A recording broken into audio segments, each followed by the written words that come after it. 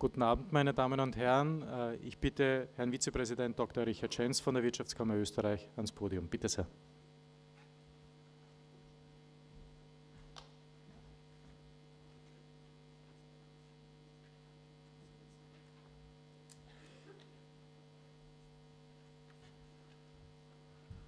So, meine sehr geehrten, in English, huh?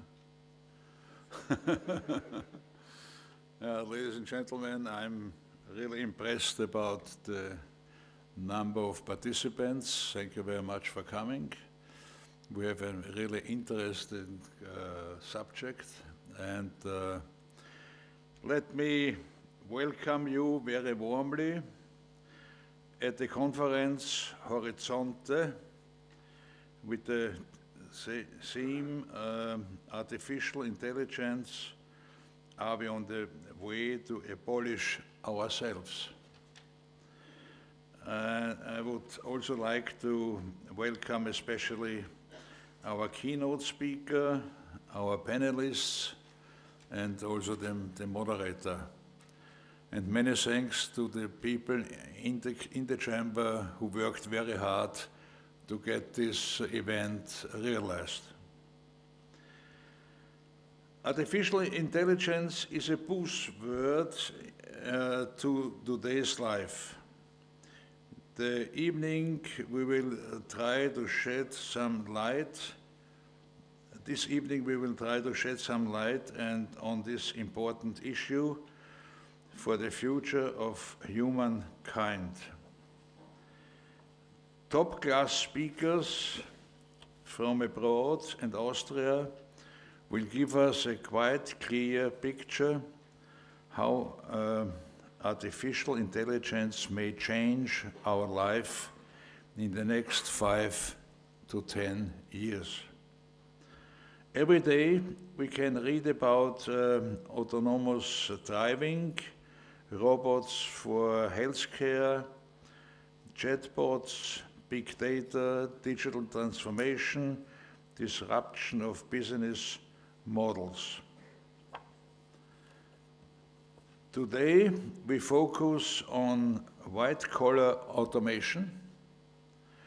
That means that means which effects will have artificial intelligence on office jobs when operations are automated. We are standing in front of a new shift in the Industrial Revolution, where employees have to show high flexibility and awareness for the necessary skills of tomorrow. The Austrian Federal Economic Chamber tries to prepare its member companies and their workforce for the future challenges. For example, with lifelong learning with the so-called Wi-Fi and our big educational and training center, the largest and most experienced training institute in the Austrian economy for 70 years now. We also promote the exchange with markets abroad to provide Austrian firms with state-of-the-art know-how to compete successfully worldwide. The Austrian Federal Economic Chamber pushes forward the internationalization of innovation by connecting our companies with innovation hotspots and to be a reliable and professional partner in the face of disruption. Challenges provide chances. You have to stay to touch with the latest trends to seize the upcoming opportunities on time. I'm convinced that this evening's keynote by Dr. Hermann Hauser and the panel discussion with 5 top-class experts will give you a structured overview about the consequences and business opportunities of the steady introduction of artificial intelligence in the corporate sphere. I kindly ask now Dr. Michael Scherz, Head of the Innovation and of Advantage Austria, to present our keynote speaker. Please, Mike.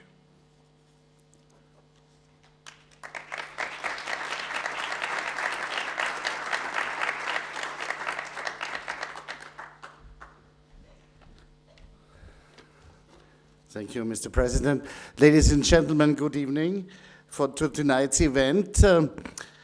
Advantage Austria, as you have heard, is now also concentrating very much on innovation, and therefore we offer a wide range of programs in Austria itself. For example, Horizonte, 4 or 5 times a year, the international conference lecture concentrating on subjects that are very important for the future.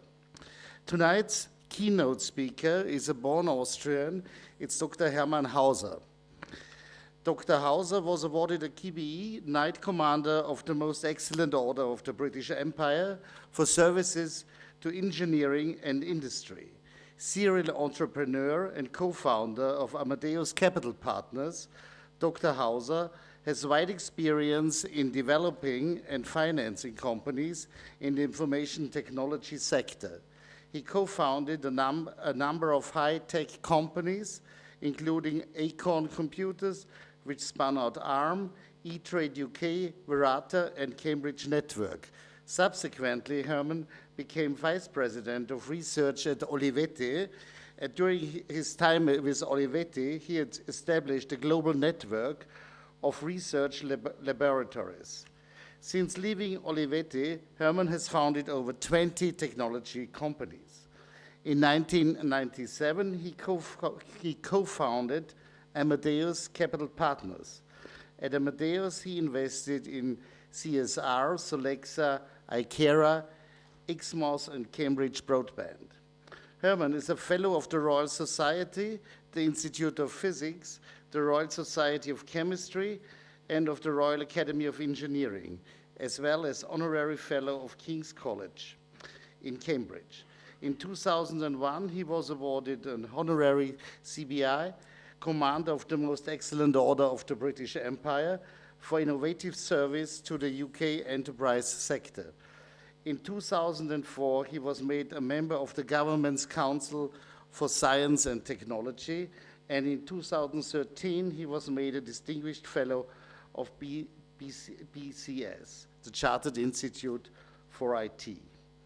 He also holds a couple of honorary doctorates with universities in the United Kingdom.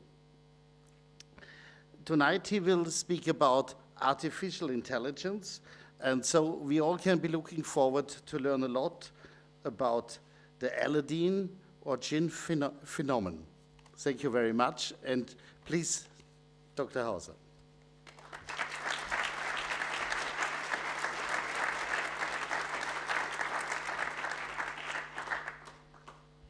Ja, guten Abend, meine Damen und Herren. Ich kann schon auch noch Deutsch, aber es freut mich, dass ich heute Abend den Vortrag auf Englisch halten darf, weil da tue ich mich wesentlich leichter. Ich mache es nämlich normalerweise auf Englisch. So this lecture tonight is about intelligent machines. I don't know if my microphone works. No. And it's comparing 2 different types of intelligent machines. The biological one, which you see on the right with Rodin, and the artificial one on the left, which is not a Rodin. The left one, of course, is based on evolution. This is the way you change biological systems. And the right one is based on design. I will not use the word intelligent design because, unfortunately, that has the wrong connotations. So here is the contents of my slides. On the left, again, you'll see the biological machines. I'll talk a little bit about neurons, the brains, the ears, the eyes, the legs, how we learn, which of course is we learn in schools. Then how all this will bring about some great technological disruptions, how evolution has really snuffed it, and that the key to all the important thing that we need to do next in the future are these human goals. In order to keep control of what is going to happen to us and to the world, it's the human goals that's the key concept. On the right-hand side here with the artificial machines, we've got transistors instead of neurons, we've got computers instead of brains, we've got microphones, cameras, robots, and I'll go and talk about a few of these contrasting elements in the talk. So let's start off with the neurons versus transistors. Neurons first. So, neurons are quite small. They're about 20 microns in size, but transistors are even smaller, actually 1,000 times smaller now, so the transistors have it. Speed. Neurons can fire at roughly a millisecond, once a millisecond, when they're really firing very rapidly, so that's a kilohertz. Most computers nowadays run at gigahertz speed, so that's 1,000,000 times faster. So again, the artificial instantiation is much superior. Then it comes to the number of neurons in the brain, which is about 100 billion, and there we're still winning. So we've got 100 billion, whereas the biggest chips in the world can only retain about 10 billion transistors. But the real interesting difference is actually the number of connections. The average brain has, the average neuron has between 1,000 and 10,000 connections, so you get 100 trillion connections in the brain. And even if you look at all the hosts on the internet, that's very much smaller. So now let's have a look at neurons. So neurons are really quite complex if you look at them, because they're cells, so they need to grow. Here we've got the normal cell body. They have lots of dendrites where the information comes in, up to 10,000. And then they have one axon where if all these dendrites, when you add up all these signals from the dendrites and you exceed a certain threshold, then the neuron fires and it creates this spike, this electrical spike that travels down the axon and then fans out again into lots and lots of synaptic connections to connect with the next generation of neurons down the road. Now, if you look at the detail of the synaptic cleft here, this gap between the end of the axon and the beginning of the dendrite, that's a very complex story here, whereas a lot of control that you get on the synapse in terms of the amount of signal that actually gets transmitted. And it's done chemically. It's really quite a sort of slow process. So you've got all these vesicles here, and they need to open up, and these chemicals go across the synaptic cleft, connect to these receptors on the other end. They then create a further signal on the next neuron so that they can add up and fire again. So it's really quite a complex story, a very impressive complex story, because, of course, it works very well. And here is the formula that shows how all this works. So you've got 1,000 or 10,000 of these inputs through the dendrites. They all get summed in the cell body, and this is the sort of function here. It's a sigmoid function. And once you get above a certain threshold, it goes bang, and you get a signal on the axon, which looks a bit like this. So the signal itself is a spike that's about 60 millivolts high. It's always the same, roughly the same height. It's always the same width, about a millisecond. But as you see, the rate of firing is not very regular at all. So this is not a clock. This sort of bunches up here, when there's a lot of excitement, when you get very excited about something, it keeps firing. So as you can see, incredibly complex story, but this complexity also allows for our arguable intelligence. Now let's contrast this with transistors.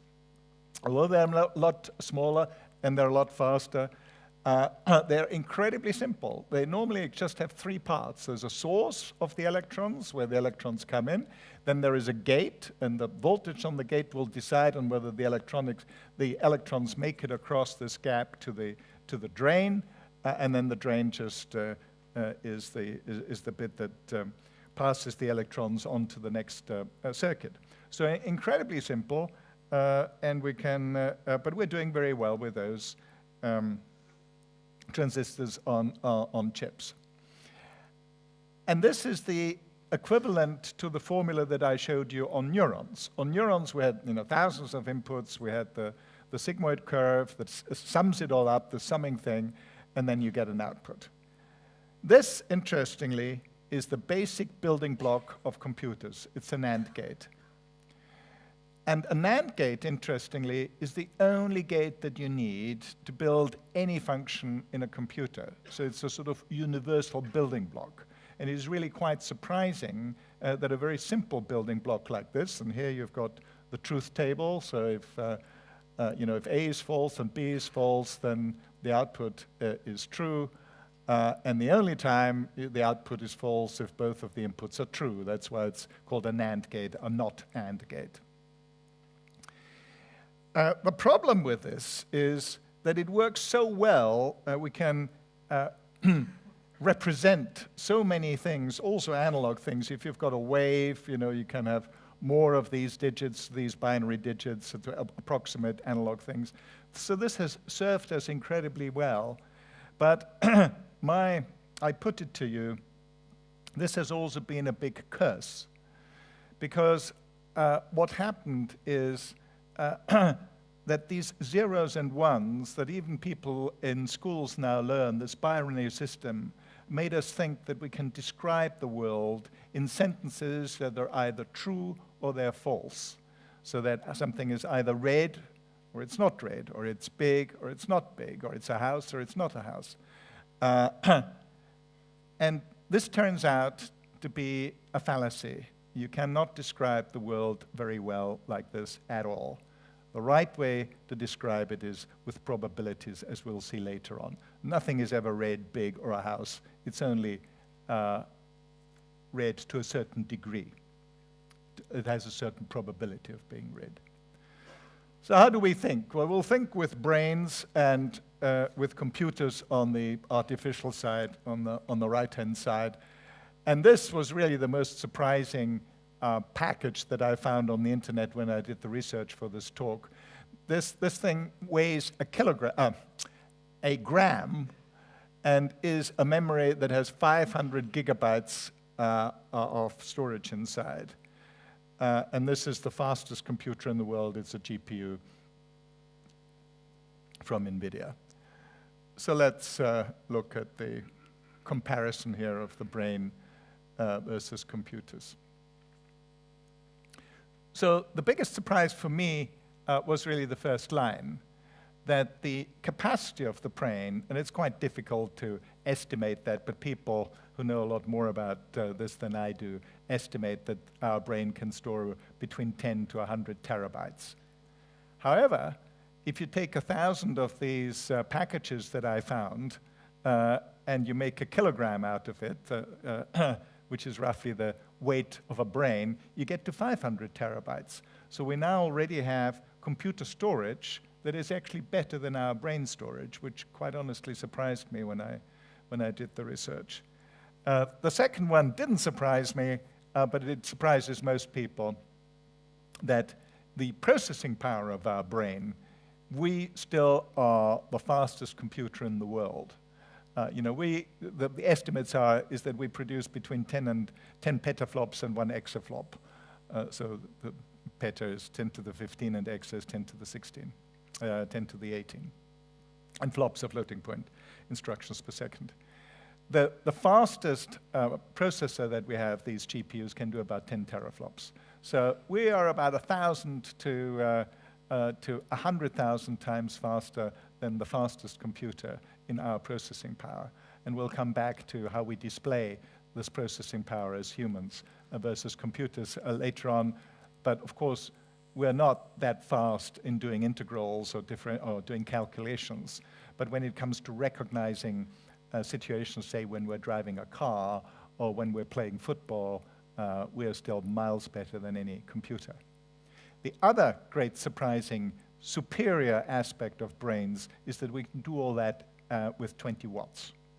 If you had the same compute power that a brain has, you'd spend 200 kilowatts on that type of computer, which is 10,000 times worse than a brain.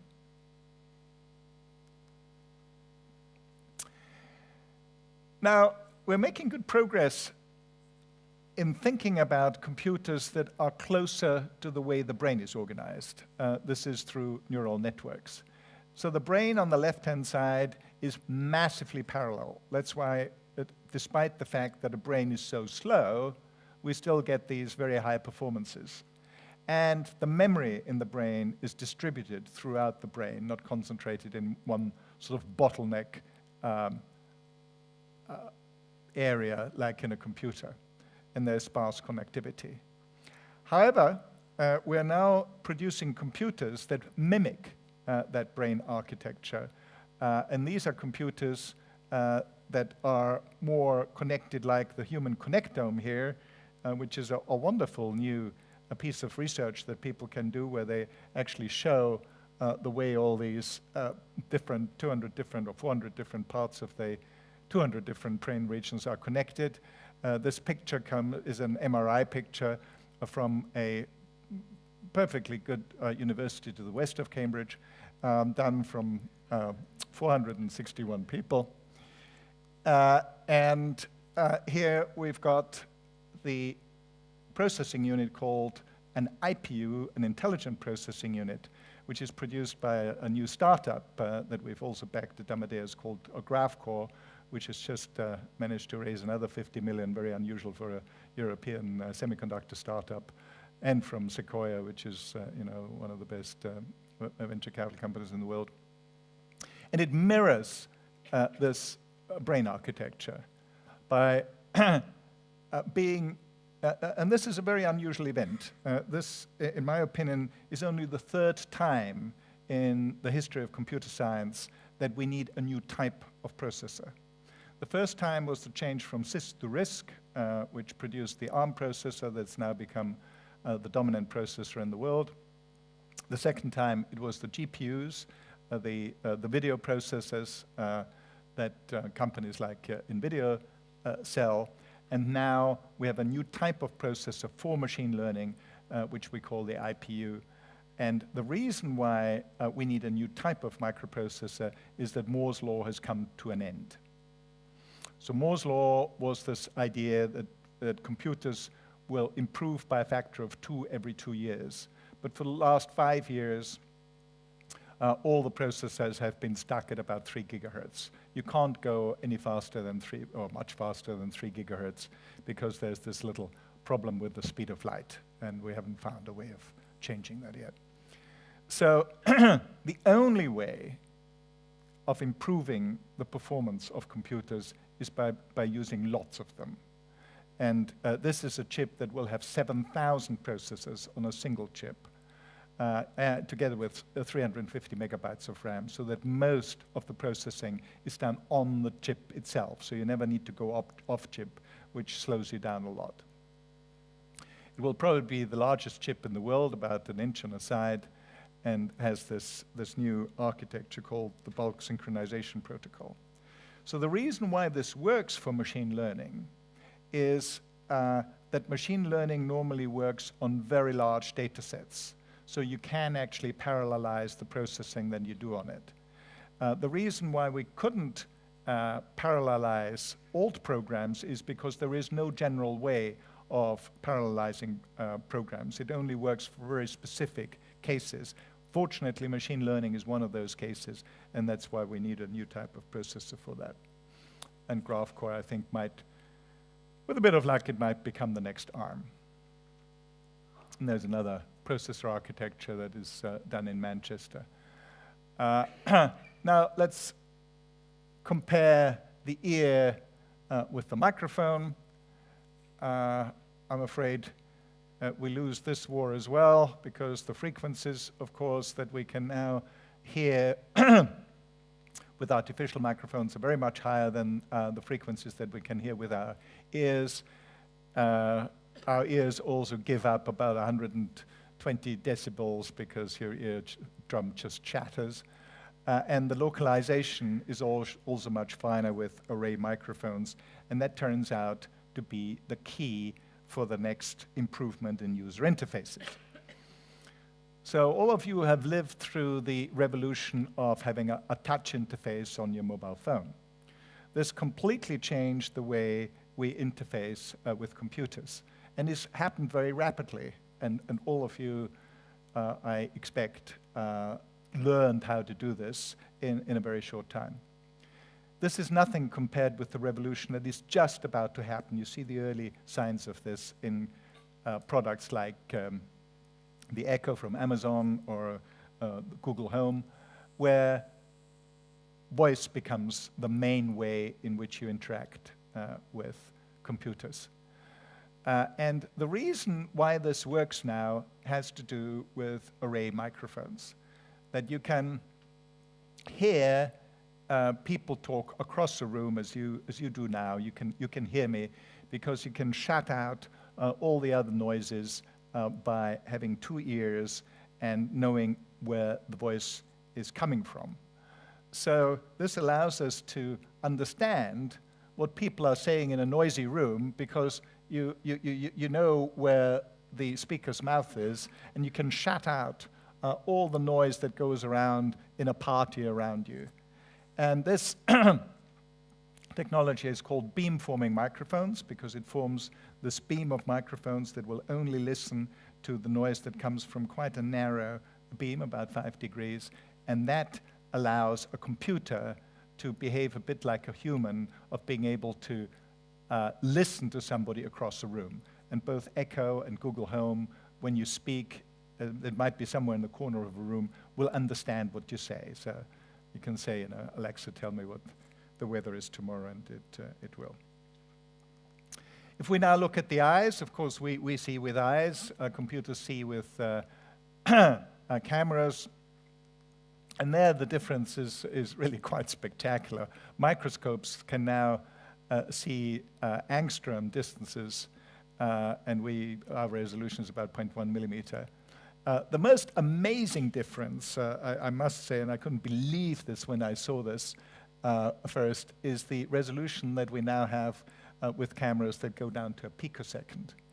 Now, just to give you an idea of how fast a picosecond is, light travels a foot a nanosecond, so this is a nanosecond. A picosecond is a thousandth of a foot, or foot, yes. So there is this video at MIT where they switch on a light on the right, and they have a scene that they photograph. And the camera is so fast that you can see the light wave traveling across the scene. So it lights up one bit after the other, it travels across. And light is fast. You know? So this is impressive. The same thing is true for frequencies, and but actually, if you look at what matters, it's the last point that I make here, is that we have two eyes. We're very proud of our two eyes, very useful for stereoscopic vision. But there are 100,000 eyes already on the web. There are about 100,000 web cameras.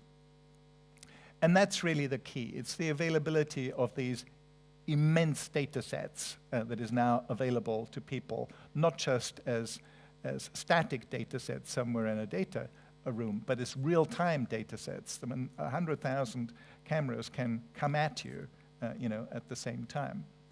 And this is the other spectacular difference. If you look at the electromagnetic spectrum we've got this huge spectrum from waves of long waves at a kilometer or so right way to gamma bursts, which are at 0.1 of an angstrom. And the only thing that we can see with our eyes is this tiny visible spectrum of the rainbow somewhere here in the middle. And this is a log scale, so these are all factors of 10. So this is many million times. But it's the many cameras that really matters. Why? Because of autonomous vehicles, because of all kinds of other things that we can do once a computer can actually see. At the moment, a computer can record what it sees through a video camera, but actually interpreting what it can see is something that is happening right now. It's a very exciting time, and we'll have autonomous cars on our roads probably within 5 years. Well, there are some that are on the roads right now, but they will be widely used. My expectation is in about 5 years. And here is how this works. These self-driving cars, and I need a mouse, unless somebody can touch the run the video for me, which would be good. So what you see here is a typical car with 4 cameras out front, 2 cameras on the side, cameras at the back. In fact, there are no less than, I think, 16 cameras on some of these cars, together with radar, LiDAR, ultrasonics. And this is the main reason why these autonomous cars will be a lot safer than human drivers. Now, you might argue that's not a very high bar, and this is true. It's still comforting to know that everybody believes that these autonomous cars will be many times safer than humans. And the main reason is that the software that will do the autonomous driving will track. We've got an investment in one of these companies that does the software called 5AI that will produce the first self-driving cars in London, which is not the easiest town to have a self-driving service in there. And at 5AI, we reckon that we will have to track about 50 different entities. So it's not if you drive down Oxford Street, it's not the car in front, only the car in front and the cyclist and the motorcycle and the car behind you. It's also all the pedestrians. And what we do very well as humans, and we do this out of the corner of our eyes, is we watch all these pedestrians go, and if there is a pedestrian that sort of walks down the pavement and can't find a straight line, we immediately concentrate on this guy because we know he's probably drunk and there's a chance that he might fall into the road. So what the computer has to do, it has to track each of these pedestrians, each of the cycles, each of the cars, and have individual projections of what they're going to do next, which interestingly is also my definition of intelligence, which is knowing what to do next. But they've got to know what to do next and project it for each of the 50 different entities that they track. Convolutional neural networks are really the way that these videos are processed through. And here you've got the different layers, the convolutional layers, the relay layers, the pull layers. And after all these layers, lots of these layers in between are sort of very obscure. You don't understand why it has come up with these layers, but at the end it says it's a car. So that's the final layer to make the decision. And this now works better than human. This is one of the great achievements of artificial intelligence, is that object recognition is now superior to human. Now this is a fun one of where you have complete freedom of design of your leg, where we've got this leg, which is quite useful, works well, but if you design a leg from scratch, it doesn't need to have a foot, it could have a wheel. And this is what it looks like when you've got a wheel instead of a foot, if we can run the next video, please. It was just an example of how you can use this design freedom when you're not stuck with biology. Now let me say a few words about machine learning. I'm the only venture capitalist in the world who's also a fellow of the Royal Society, which I'm actually very proud of, and I'm prouder of my FRS than I am of my Sir, my title Sir. The systems, and we defined, so at the Royal Society we organized this seminar because we have this committee on science, on science and technology and industry. So that we want to get much closer to industry and make sure that the scientific results are also used by industry. So we organize these seminars, and at this seminar actually Jeff Hinton gave us a very interesting talk about machine learning, and we then produced a report which I can recommend to all of you on machine learning. So just go to the Royal Society website and type in machine learning report. It's one of the best overviews of what machine learning is all about that I can recommend. And there we define machine learning as systems that learn from data rather than following pre-programmed rules. There is supervised learnings. When you label your data, you say this is John and this is Freddie, and it learns because it sees lots of pictures of John and pictures of Freddie, and after a while it gets it. Unsupervised learning is a lot harder because you don't tell the system that somebody's called John and somebody's called Freddie. You've got to, you let them figure out for themselves which faces are the same. Then there's reinforcement learning, which has become very important, and inverse reinforcement learning, which is by far the hardest. In reinforcement learning, you've got a clear reward function like in a game. You want to win a game, say Go or chess, you've got a clear reward function, which at the end you win or you lose. In an inverse reinforcement situation, you don't have a clear reward function. You've got to watch what humans do and figure out why they do it, and that's why it's so hard. There are some spectacular examples that we now have of machine learning working extremely well. Speech recognition is one of them. I'm sure you've all played with Google Now or Siri or Alexa, and it's really now better than human. Object recognition the same, and recommender systems like in Netflix and in Amazon. Now, if there is one slide I want you to remember, it is this slide from this presentation. It's this point about zeros and ones having seduced us into thinking that we can describe the world as things that are true and things that are that are false. The right way to describe the world is always in probabilities, that nothing is ever true, nothing is ever false.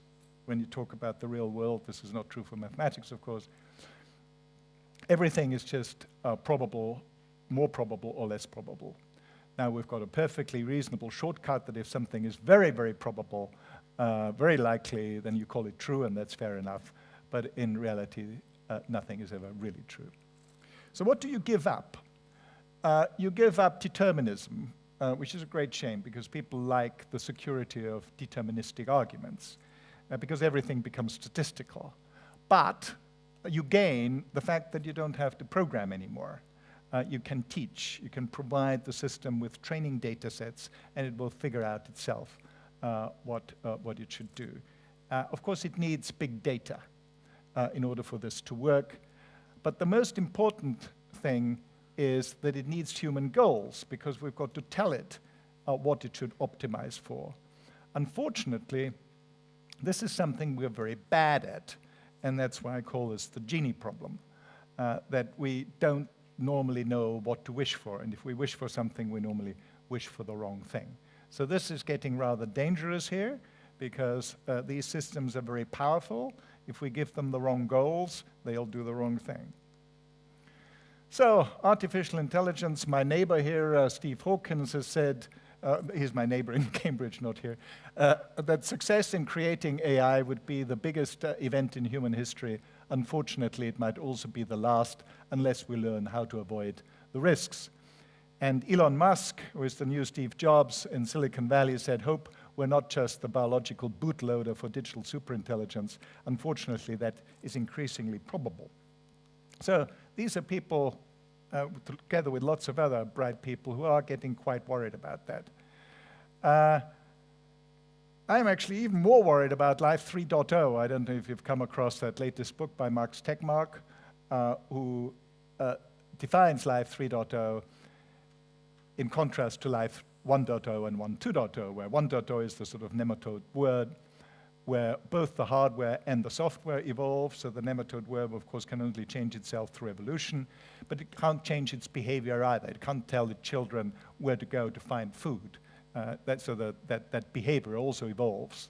Life 2.0 is us. You know, we can't change our hardware at the moment, but we can change our software. We can change our behavior by telling our children or teaching our children to speak German rather than English or Chinese.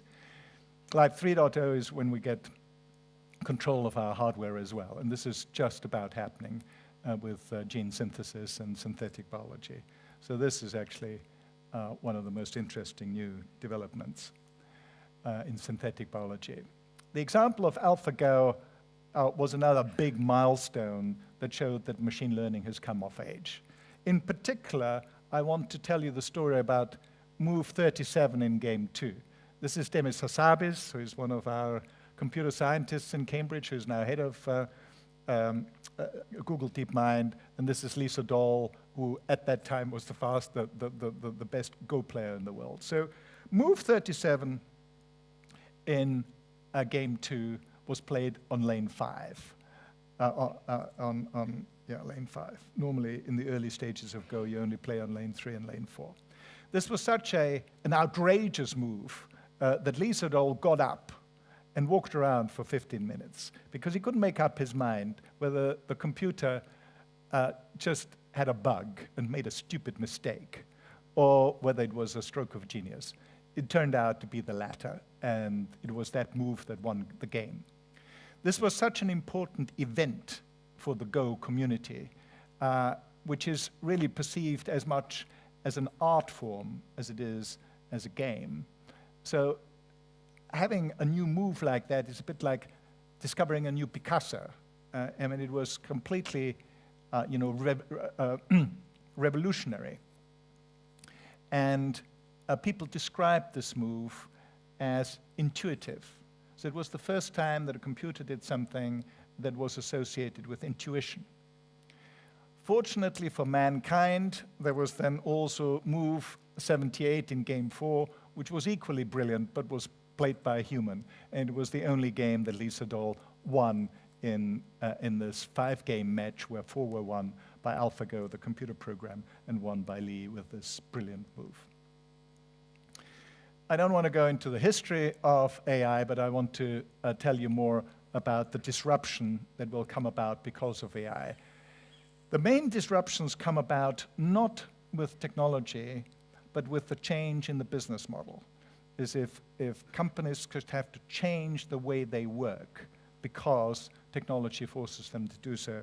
And a good example is ARM, a company that I know a little bit about since I started it, that has the following, that had a fight with Intel, which we've now decisively won. Why?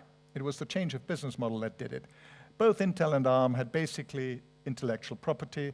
We both design microprocessors, but Intel has its own fab. So it actually produces the chips that it then sells to Dell, HP, and so on. We do not have our own fab. We license the design to TSMC, the second largest semiconductor company in the world, the Taiwanese Semiconductor Corporation, together with 450 other chip companies that produce chips. And the result of this is the ARM Cortex. This is our latest chip. And the result is that we have now shipped over 100 billion of these ARMs. It's an unbelievable number. I've got to sort of remind myself that we've done that, which is 10 times the population of the Earth. So all of you have more than 10 ARMs to your name. And you might well ask, well, where are my 10? And the answer is in your phone, because it is not just the application processor in your phone that's an ARM. It's another 20 ARM processors that are in there, because the USB has an ARM, the Wi-Fi has an ARM, the Bluetooth has an ARM, so there are lots of embedded ARMs. The company was sold for, sadly, I didn't want to have it sold, but my shareholding wasn't large enough anymore to prevent it. However, we got a good price for it. It was $30 billion.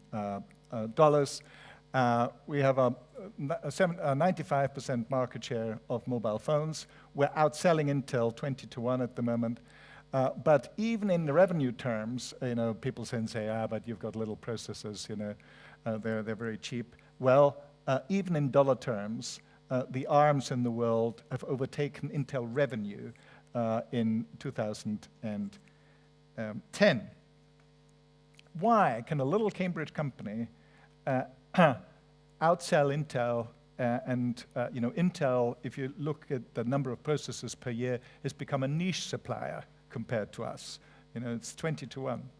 And the reason is the change in the business model. We have a licensing model, Intel has a manufacturing model. And of course, we have a low-power design, which was ideal for mobile phones.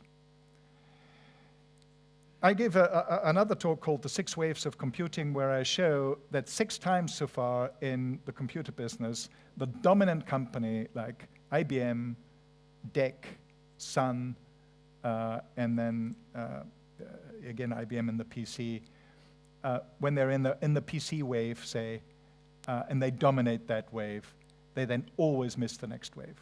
So when there is a technological disruption, a change in the business model, the people who dominate the industry normally do not play an important part in the next wave. It is really surprised me, and it's happened 6 times in the computer industry already, and I thought it was peculiar to the computer industry. I'm now convinced this happens in all industries. It just happens more rarely in other industry. And the car industry has been very fortunate that since Henry Ford's invention of the assembly line, there hasn't been a major technological disruption that changed the business model. What do? They've got customers that go into a showroom, they look at the car, they choose the color, they like the shape, they like the horsepower, the petrol consumption, all that sort of stuff, and then they buy a car for tens of thousands of euros. And the companies that dominate that at the moment are BMW and, well, Tesla is an electric one, or Toyota or whatever, and the components come from people like Bosch. What's the new world like with machine learning? Well, the customer doesn't make a $30,000 or euro decision in the showroom anymore. They make a 10 euro decision as they walk out from the restaurant and decide whether to take Uber or Lyft or whatever your local get taxi company is. So BMW and all the big car companies are losing the customers. They have no relationship with the customer anymore. And who produces the software? Well, it's companies like 5AI, my little startup in London that's trying to produce the service of autonomous cars in London. And who will supply that? When I talked to the CEO of 5AI and said, we've got a business model problem. When you go to BMW and say, you've got the best software, autonomous software in the world, what will they say? They will say, fantastic, we love the best software. We are now going to compare you with the other 5 people that we're working with, and maybe in 2 years' time, we might have a deal with you. He said, yeah, I've been thinking about that, and we're not going to do this. He said, what we're going to do is we're going to go to BMW and we say, we would like to buy 10,000 cars from you. And we would like to have 4 cameras at the front, 2 at the side, and a LiDAR, and this is the way we want it. And BMW says, well, it costs you 10,000 euros. And then he says, 10,000 euros. Now, I've got a bid from BYD and one from Kia for 8,000 and one from BYD for 7,500. What can you do? Could you do something better? So I think this is a bit of a fanciful story, but I do believe that this basic power shift away from the existing business model, which is the car suppliers supply cars to the end user, to cars being a component supplier to the service companies that provide the service in the cities for autonomous driving, as people will do. Why is this happening?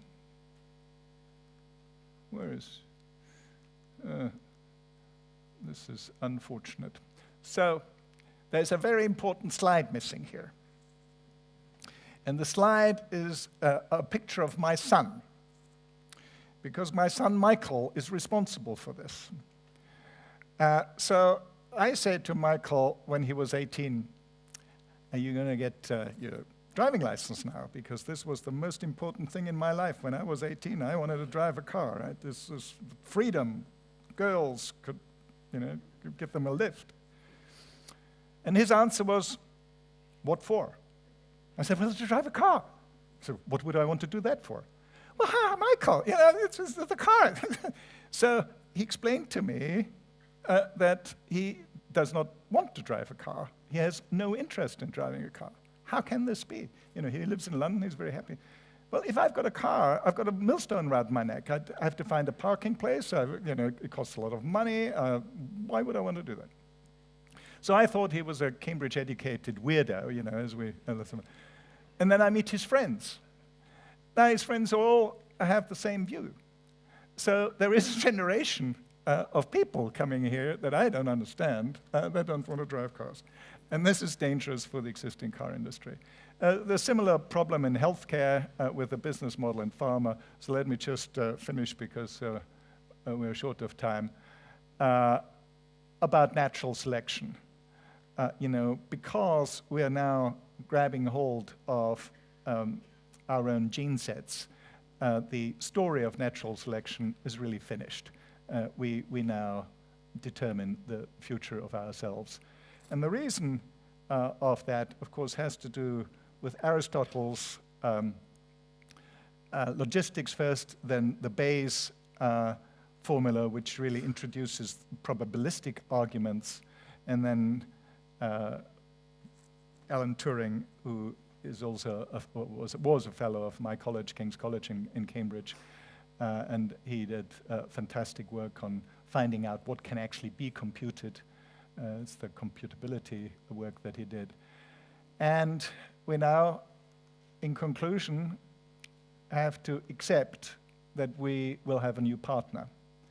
I think most people in our industry believe that by 2050 or so, we will have superintelligences that are probably more intelligent than us in every respect. And the key problem for us and our children to solve is how we co-evolve with them. How do we make sure that these new intelligent machines will have human goals and will humor us and live happily with us? Thank you very much.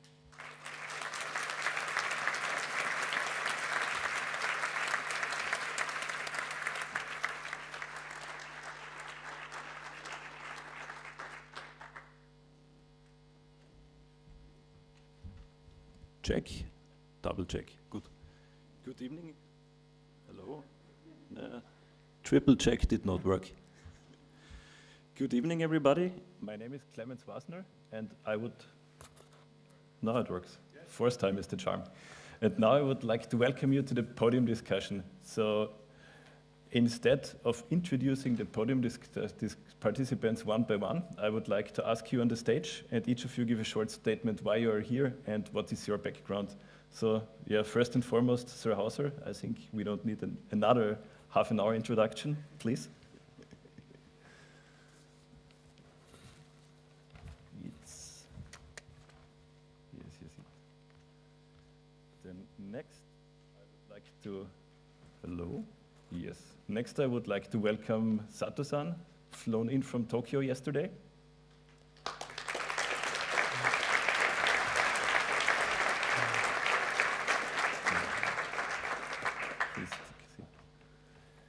Then we have Professor Burgerthofer from the Technical University of Vienna.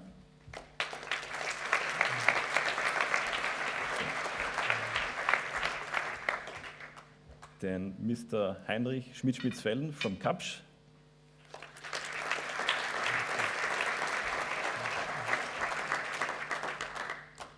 And last but not least, Dr. Karin Pröll from the University of Applied Sciences from Austria.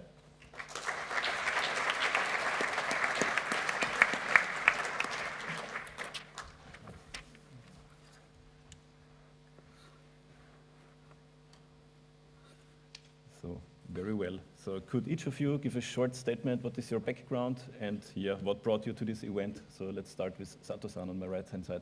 Hi, nice to meet you. I'm Sato. I'm working at Google Tokyo office for about 7 years, but I'm going around the countries as a developer advocate. It's like a translator from the technology or the ideas to the more easy to understand words and pictures and demonstrations. So I usually do many public speaking about machine learning and big data processing, and write my blog post on the Google Cloud, the blogs many times. Okay, thank you. Yeah, next. I work at TU Wien, which is the official translation of Vienna University of Technology. I work at an institute that deals mostly with the interdisciplinary aspects of informatics. It's called Design and Assessment of Technology. I myself work mostly in fields of interface and interaction design, user experience, maybe game design a little bit. And I tend to interpret that field as from the very small, from questions of where to put a button or how to design a page, to the very large, to questions of how we as a society and technology interact with each other, influence each other, and how we can solve the big technological questions in society and the big societal questions together with technology. Okay. So, who am I? My name is Karin Bröll, and the reason why I'm here, I think the main reason is because I'm a woman. That's not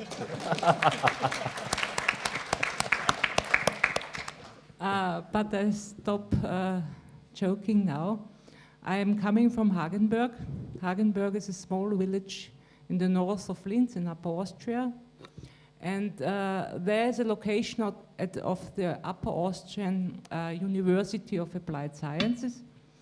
And I'm a program director of the master program Data Science and Engineering. It's a master program where we do not really teach how to build robots or how to make cars moving alone, but we do all kinds of data analytics in order for self-driving cars to recognize objects, or for robots to make their decisions in any cases when they see objects moving, recognizing anything else. Okay, thank you. Hi everyone, my name is Heinrich Schmidt-Schmitzfelden. I work for a company in Vienna called Capsträficom. And what we do at Capsträficom is basically we measure what's happening on the road, and then we do something with this data. And naturally, this has become, AI has become really important for us in the last couple of years. And we also ran an startup acceleration program recently, where we had 7 startups, and all of them utilized AI to offer customer solutions. okay. Thank you very much. Maybe one hint for the audience how we're gonna run this tonight. We basically have 3 segments. We start with the state of AI, where we talk about like what's the current state of the technology, what about SNCs and so on. And afterwards take questions from the audience. In the middle segment, we will focus heavily on how AI can be applied on the industry. That's why we also have flying in Sato-san from Japan. And in the last segment, we talk about like what is the outlook in the near future, and also how to make this A not only stand for Austria, but also for AI in Austria. So as for the first question, I would like to address this to my left-hand side, to Hauser-san and Dr. Bröll.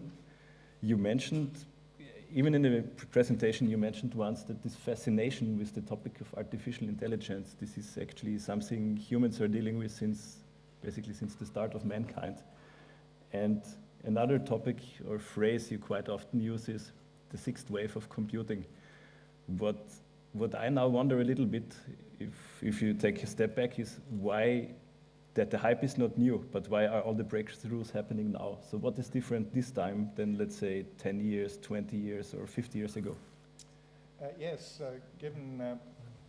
given my age, I was actually, when I did my PhD in physics, before I finished my PhD, I was seriously thinking about changing it to AI, which fortunately I didn't, because that was the time, well, it was just the beginning of the first so-called AI winter. So there was a lot of excitement about AI, and I wanted to be part of the team that produced the world-beating chess program that autumn. We thought this was a 6-month problem. Now, it took another 20 years before we had a chess program that was the strongest chess program to defeat Kasparov. But the basic ideas that were around then are not that different from the ideas now. So your question is a very good question. And let me answer it with Jeff Hinton, who we've asked exactly the same question when he gave his keynote at the Royal Society. And his answer was 3 things in increasing order of importance. The first was more compute power, which was nice. The second was improvements in algorithms, which was also nice, but not anywhere near as important as the availability of the right data. So it's the availability of these very large, high-quality data sets, in particular, in his case, the ImageNet data set of tens of thousands of labeled images that allowed us to train up a computer to be better at object recognition than a human. Well, I think there are not many things to add because I have a little different aspect. There's so much open source software in the world, which is an excellent part of software, and it's very good for educational institutions, as I come from, and we don't have to need much budget to analyze the data with appropriate software, because we can download in the internet and we can do all things with it. So from our point of view of education, it's also a matter of budget, that you don't have to invest thousands of euros. You can use it without paying only one thing. Okay, so basically it's a democratization of the development tools and the infrastructure, for example, cloud, yeah, and the open source movement you have at the same time. What I would like to ask you, because you're running the accelerator program at the moment and you also dealt a lot with AI, if you think of the current hype or wave of development, what was so far for you the biggest surprise that came out of AI? And on the other hand, where do you think that AI is still severely underwhelming, where you would have expected the breakthrough by now that didn't come? Well, I mean, from a practical side, I think, I mean, what we have used AI for is to incrementally improve our products. And this works great. And I think we are able to offer our customers now more value than we were able to do before we used AI. But we're still waiting for this like huge step. Maybe this huge step is that Kapsch is out of business. I don't know, but this is maybe where like the hype is so loud currently, and especially for a company like Kapsch. It's important for us to really distinguish between what's the hype, what are the buzzwords we need for the marketing department to position Kapsch as an innovative company, and what do we really believe in and really want to offer our customers. And at least as I perceived it, and Mr. Hauser, thank you for your impressive talk. This is really inspiring. But in our world, it hasn't arrived yet in this dimension. So we use it. But we're still waiting for the Big Bang. Okay, thank you very much. I would also like to address this question to Professor Burgerthofer, because you're dealing with the topic of human-machine interaction for more than 2 decades, as we heard, from the small button to the robot. So, like, if you look 20 years back and to nowadays, what would not have expected for today? And what is, in your opinion, long overdue?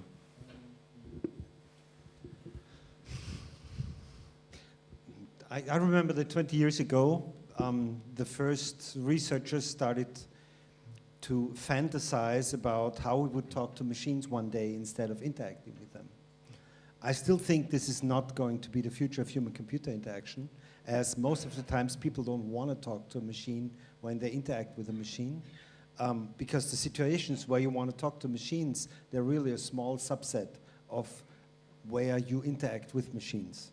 There are a lot of settings where you want to be private. There are a lot of settings, I don't know, would you talk to a computer in the public transport or in a public space? Would you want to talk to a machine when there are other people together with you and you would have to go outside that setting to interact and stuff like that? So I was always skeptical of that, and this hasn't become better. So this is something where I think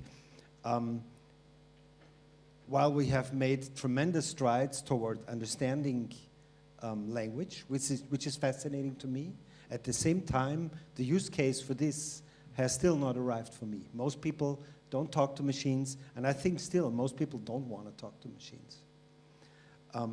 Then if I can say something very banal, I'm always very disappointed by what Amazon suggests to me I should buy. There was never a single hit. I never bought anything that was suggested to me. It has come to the point where I thought that maybe they know a lot about me and they don't want to show that. So they show me this crappy stuff so I don't see how much they know about me. And that's where, of course, you get what people usually call paranoia and say, no, that can't be true. But nothing has ever worked for me on that level. So if this is one of your examples of where AI and machine learning is working, I can only say not for most people. Maybe in these small cases, you know that Jeff Bezos once showed off in a presentation how well this recommender system worked, and he was on stage, on the slide behind him, recommended a porn movie. Which is very embarrassing, but not because he bought porn, but because he bought Barbarella the other day, which is a slightly sleazy science fiction movie from the 80s. And the system just thought that he would go further down that road. I don't know. So there's a lot of things that work well in nice situations, but don't work at all in these edge cases. So there would be one thing, I start to talk too long, do I? So wrapping it up. We have 90 minutes. I would say that, and that's maybe a general point, we often design technologies with the working use case in mind. We think about how would be the optimal use of this technology in the perfect situation. But usually the world isn't perfect, and many situations are not. And this is where technology very often fails. And this is the cases that do not get designed into the technology in many cases. And this is where we come to the situations where, I don't know, planes crash, for example. So we know we have planes crash because the pilot was reading the instruments perfectly well, only they didn't show the right thing, so he crashed the plane. We know there are trains crashing because of that. We know that if I can go back to the self-driving car. So at the moment, legislation says that in case of emergency, the human has to take over. Now we know from automation that when you take a task away from a person and let it be done by a machine, the person slowly but continually loses the ability to do the things himself or herself. It's called the irony of automation. It's a very old phenomenon. Mm-hmm. And we can find it in every automated system. In the last 20 years, we can observe that. Now we're saying that in a car, we want to have a system that drives 98% of the time, but in the 2 critical percent, humans should take over. That's wrong. That can never work. So there's a lot of thinking here. And as always, I think those final 2% are the hardest. So I don't believe in 5 years. Autonomous cars in 5 years, I don't think that's it.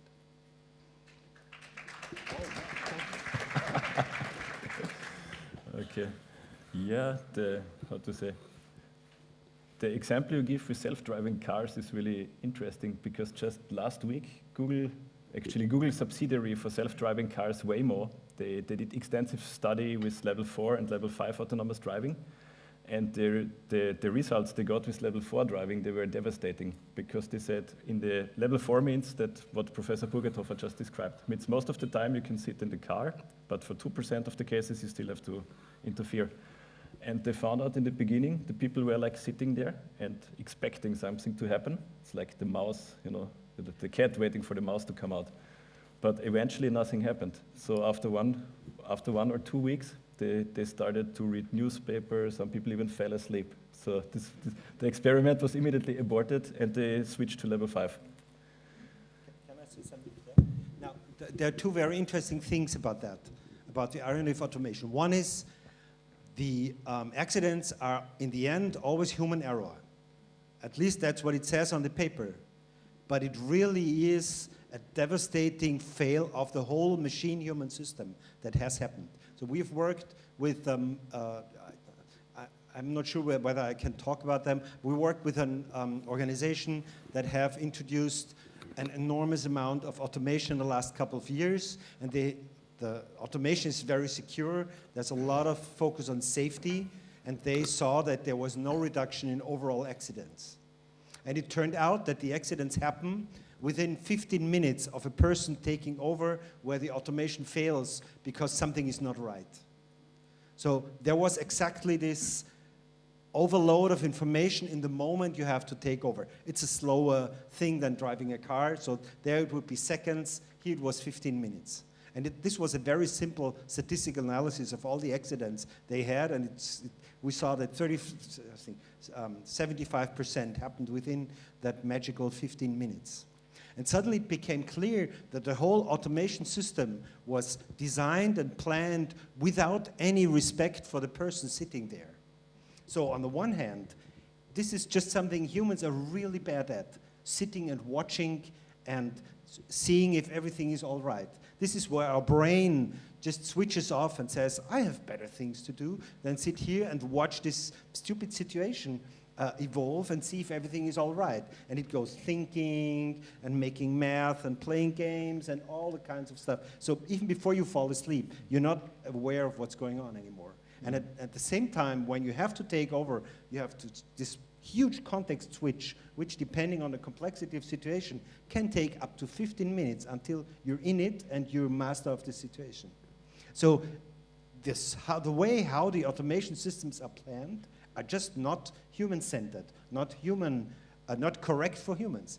But this is what we should do. We're humans, we're making our automation systems, and instead of making them human-compatible, we're making them actually efficiency-compatible. We're making them money-compatible. We're making them in a way so that they can generate the most possible amount of, I don't have to pay anybody to do that, and reduce the number of people that are involved, because they are quite expensive. And maybe that's just wrong. Maybe we have to design automation in a human-centered way and in a way that fits human more than it is done now. This is actually the perfect bridge to the next question I was going to ask, because there's lots of fear with AI. I mean, one aspect is the Terminator, of course, that the robots will kill us. But the other aspect is that it's even the subtitle of today's event, that the machines will make us obsolete. Will they become our assistants or our successors? And with regard to real-life implications on the labor market, I would like to ask somebody like you, Sato-san, that has extensive experience in conducting this type of automation projects, using AI in companies. How do you assess the impact on the labor market? Yeah, this is one of the frequently asked questions when we're talking about AI. And my answer would be that, if you think about what happened in the, for example, financial company like banks, they have been introducing many IT systems in last 30 or 40 years. And in the early years, they thought that those IT systems would get rid of the human operators or human resources. But now we are seeing those banks are growing, hiring more and more people. And what are they doing right now? They are creating more and more creative business applications or services or new derivative products. So that's my point. So by introducing AIs, you can use AI as just a tool. It's just a tool to increase human productivity and creativity. So you can spend more time on your own essential business tasks. Okay. I would also like to address this question, like how do you see the impact on the labor market, like from an educational perspective to Dr. Pröll? Like when you look at recent years in data science and process automatization, do you think that the impact on the labor market will be positive, negative, or like neither nor? Good question, but let's remember the situation where the market changes due to new technologies is not the first time in this century, and it will not be the last time in this century. So several years ago, people were complaining that when handy comes out and everything is automated and the first robots are in a factory, they will lose their jobs and everything will be bad. Perhaps that was the truth for some people who were not able to change their knowledge. And they did change their knowledge. Different aspects in education took place, and people could manage these situations. And the same will happen here. We talk about everybody will lose jobs, and we are serviced by robots running around, and everything is bad, and we lose our consciousness of world and whatever. So, but I'm sure that there will be some people who lose their job, but the main part of the population will succeed with these new things, and they will like these things because they are very helpful in some cases. They don't have to stand in the factory and do the whole day the same things because that's stupid, and they only want to have some money, and they get not too much money, especially in Asian countries or whatever. So these things could be done by robots, but somebody must program these robots, somebody must maintain these robots, somebody must plan for these robots.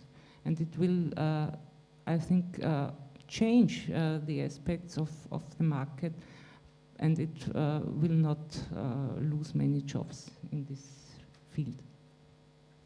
Do you want to add something? If I can just add two data points to that. One is a study that was done at Oxford about the effect on jobs, and they concluded that about 50% of all the white-collar jobs will be endangered because of AI. And then they did quite a detailed analysis on each of the different sectors and decided that clerks, for example, office clerks have a 98% chance of being replaced. Then there was a much more detailed analysis of what people actually do by the analysis that just came out recently by a Mannheim study. And they took the case of clerks, for example, and they realized is clerks would lose 98% of their filing job. But if they actually looked at what clerks actually do, is they don't do filing all day. They actually communicate a lot with other people. So when they finally did the analysis, it was about 7% of their jobs that were made redundant by an AI. And the second data point is autonomous driving. So the first introduction of truly autonomous level 5 trucks will happen in the States, probably less than 5 years actually. This is about to happen, but just on motorways. So what happens, the truck drivers actually drive the truck onto the motorway and then send it off for 500 miles or so, 1,000 miles across the country. And another guy picks it up to drive it into the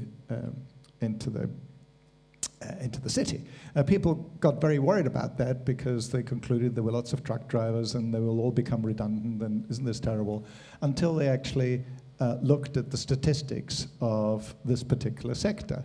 And the problem was that all the truck drivers are 50 years and older, and they're retiring at such a rate, nobody wants to become a truck driver, that there aren't enough truck drivers. So these automated machines couldn't come early enough to continue having a working logistics systems in the US. So one really has got to be very careful about understanding the specific sectors and going into some detail before people are getting too worried about the consequences of this.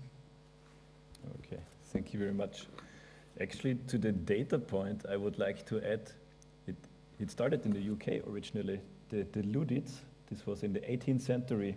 There was an anti-technology movement by workers from factories that started to disassemble their first steam machines because they said, this is of course sponsored by the labor unions, which said it will put too many people out of power and it's unethical to introduce a technology that will put many people out of power. But as we have seen over generations and generations, it actually never came true.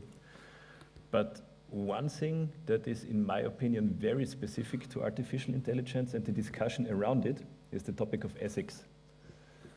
My background is in computer science. Actually, Professor Burgerthofer even was my professor a long time ago. And when we talked about algorithms, the topic of ethics just never came up. Or when we had something related to mechanical engineering, the topics of ethics basically never came up. Maybe if you should sell weapons to a country, that's it. But in terms of AI, there's lots of discussion around it. You also showed some quotes from Stephen Hawking and Elon Musk that it's quite dangerous and we have to be aware of the ethic risks. So maybe you could illuminate the audience a little bit on what's behind. Well, I'm sure many of you will have seen the initiative by many AI researchers to ban automatic weapons, so in the sense, autonomous weapons in the sense that drones might recognize the faces of people and then decide themselves to shoot them because they're bad guys. And this is a major initiative that lots and lots of people have signed now. Because clearly they're very worried that this might happen. I think it's a very important question, and it is very important that the science of AI involves the humanities and the social sciences, partially because of what was said earlier about human attention spans. I think you're so right about level 5 problems. You know, people, you've got to take into account the psychology of people and how they interact with machines, both on an individual basis, which is a psychological problem, but also as a social problem for society. And that's why I think more and more computer science companies also are beginning to employ sociologists to understand the consequences of the new programs that they introduce. And I think we're not doing enough of it, actually. Okay, I would also like to ask this question to you, Dr. Pröll, because from the education side, how do you deal with the sudden influx of sociology topics into the curriculum for a technical study? So our students have the opinion such lectures are called blah blah lectures. That means they are not interested in it, and they don't come, and it is very hard to convince them to listen to such lectures. Then they go out to their professional life, and if we get into contact 6 years, 5 years, 6 years later, then they know what they have missed, because they were confronted with situations in which knowledge in this area would be very, very valuable. And from this moment, they get a different opinion how we can, they do not longer call this blah blah lectures. They like these lectures.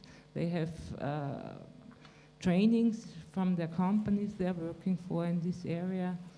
And we always try to convince the new students that these are not blah blah lectures, but they are very, very important for their later professional life.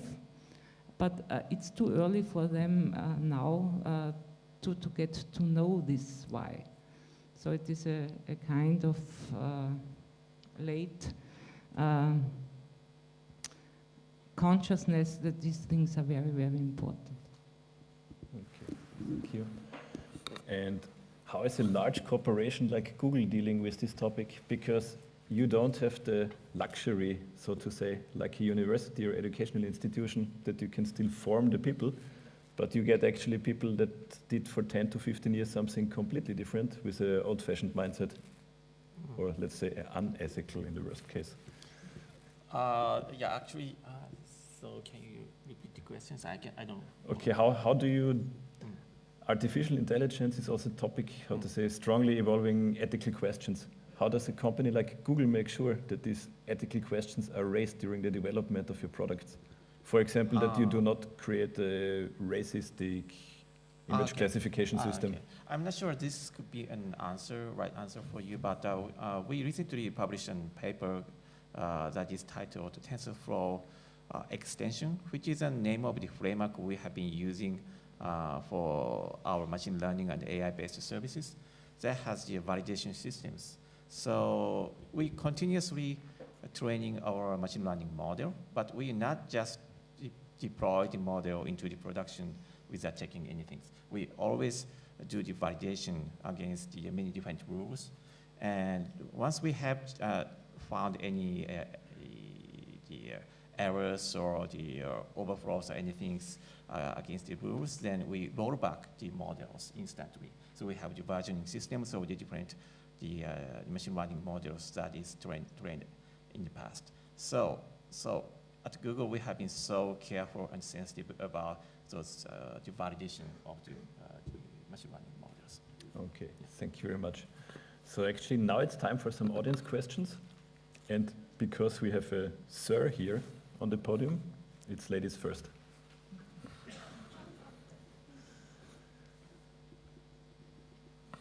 Yeah, please raise your hands. The Chamber of Commerce people, they have microphones. Yeah, see, here we go. You know, probably all of you, that recently Amazon introduced the reward for the kids' skills for Alexa. So what do you think about it? From the ethical perspective, from the further development perspective, what does it mean overall? What skills? Alexa, you know, for the Echo. Alexa, now Amazon suggested some big reward for the developer who would introduce the kids' skills for the Alexa. It's specifically for children. Yeah.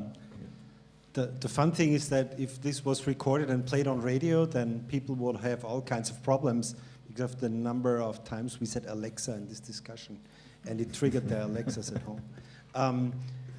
There's actually a huge problem hiding there, and that is that people under a certain age have no idea how to distinguish between real people and not real people.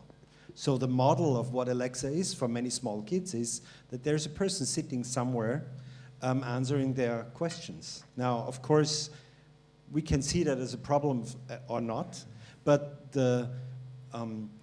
it's a fact that Alexa is always nice to you, no matter how much you abuse it. And what you can read about a lot at the moment is that a lot of kids learn very bad behavior against entities that you speak with on the grounds of how you can speak with Alexa and how you always request things. Adding insult to injury, or is it the other way around, is that Alexa has a female voice, which doesn't make things better, especially if it's a voice doing that. So there are a lot of people questioning at which age kids should interact with Alexa, and if kids should interact with Alexa at all, and how that introduces a force into, how to say that? Many families are not aware of that problem, so they don't care about when the kid yells at Alexa. And probably what the kid learns is not good for society. So that's it in a nutshell. I have one interesting story I saw on the internet that there's a kid in Japan who has some disability on speaking. But he or she, I don't know, maybe he started playing with Siri from Apple. then they saw that there has been a significant improvement on the communication skill for speaking with the communication with this theory. So maybe this could be another side of the AI we can look at. Okay, but actually for the problem you described, Professor Burgerthofer, you don't even need the intelligent assistant, because I remember a couple of years ago a workmate of mine, he always let his kid play with the iPad. And in kindergarten, they were asked to paint a family, and of course it was mom, dad, and the iPad, because the kids thought it's a family member. Good, then. Next question. About the ethics of KI. Am I right then that we can solve the problem if you just disconnect the database? So it's more behind this. Okay, who of you would like? It's a really tricky problem. You know, people think, well, we can always pull the plug. Well, you can't. Once it's so distributed as it is now, it's a worldwide network where both the compute power and the data are distributed. So if you shut down one database, typically data is stored in tens, if not hundreds, of different places. So it's one of the big unsolved problems of how we can contain these new AIs once they become really intelligent.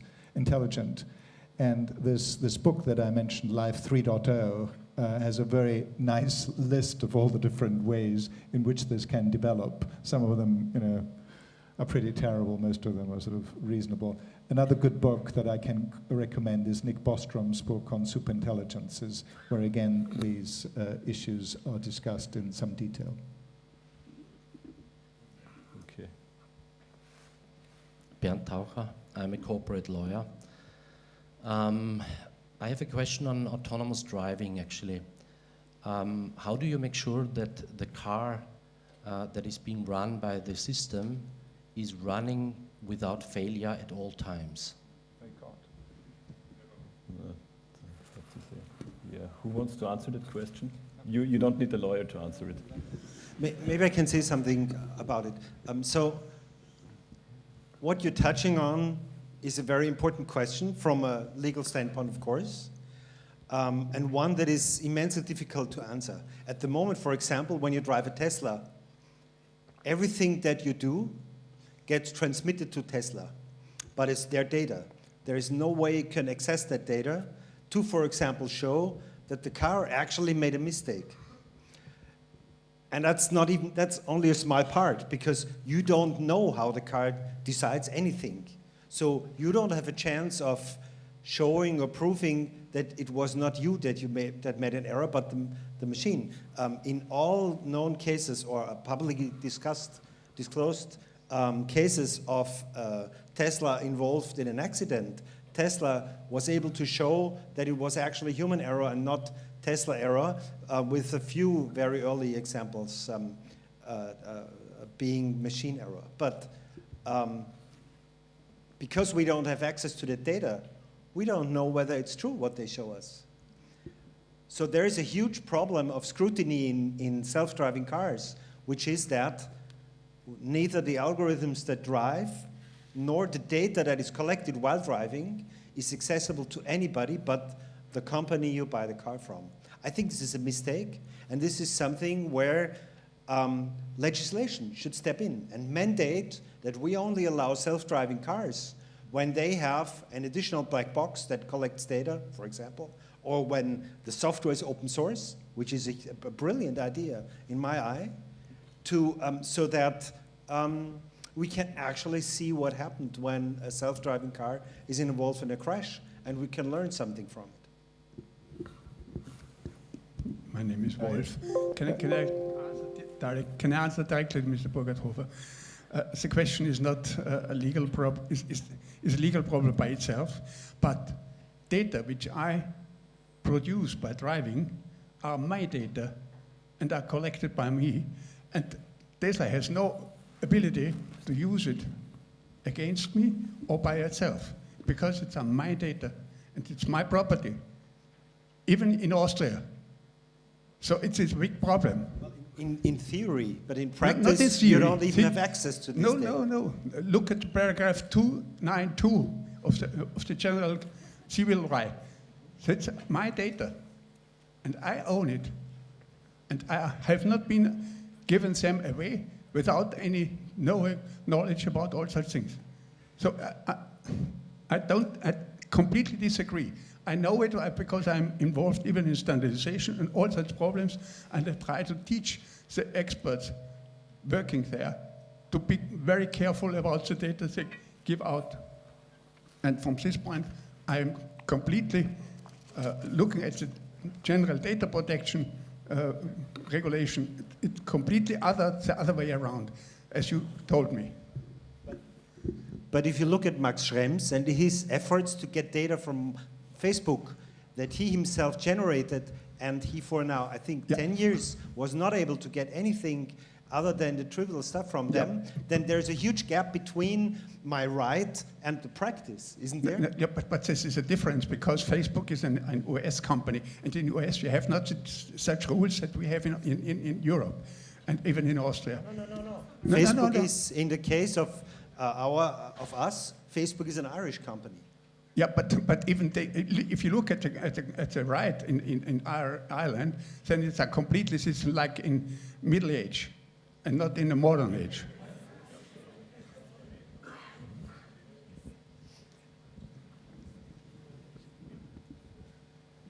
Okay, my name is Karen Browneyes, and I work in the venture capital business since quite a long time.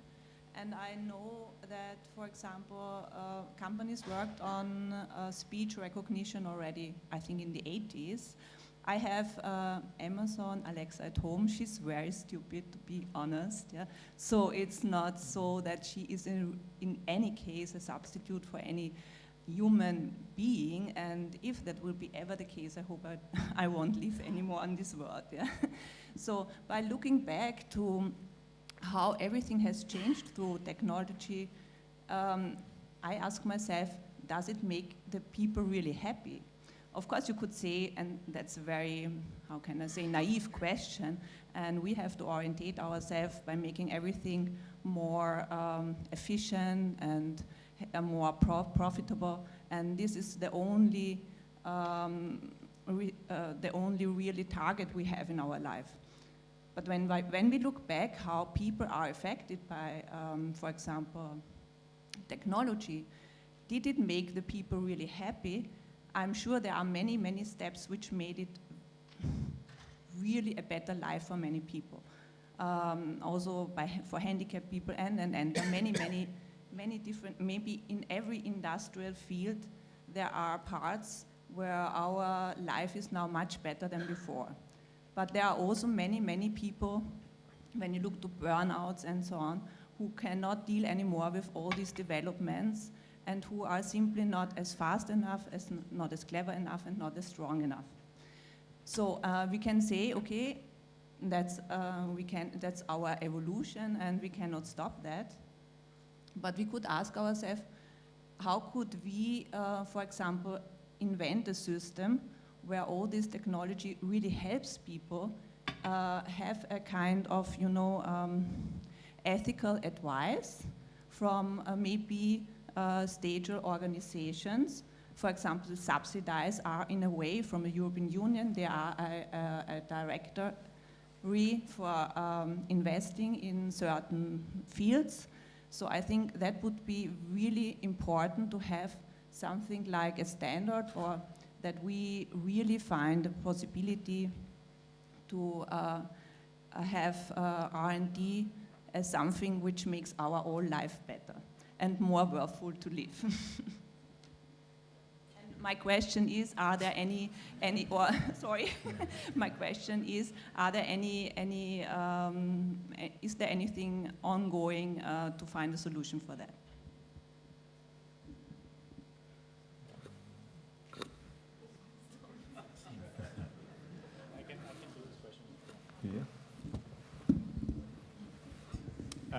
I have to say I totally agree. I find it interesting that it comes from a VC, but I totally agree.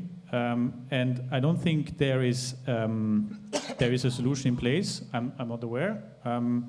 But my general response would be that we are in uncharted territories here, and there are a lot of dangers. And you can paint, if you want, a very dark picture of the future. And I think, and I said, I mean, I totally agree. But I think it's upon us to really embrace this and use it as a chance. And you mentioned it. I mean, technology has so many positive effects and made so many things possible in our lives. And there are always winners and losers. And I think it's really, really important for us as a society to take care of the people who couldn't benefit as much as others. I think that's really, really important. But especially in Austria, and I'm an Austrian, a proud Austrian, but I think it's important for us to make sure that we embrace the change and the future. There's so much possible, and I think we can paint the future really bright and positive.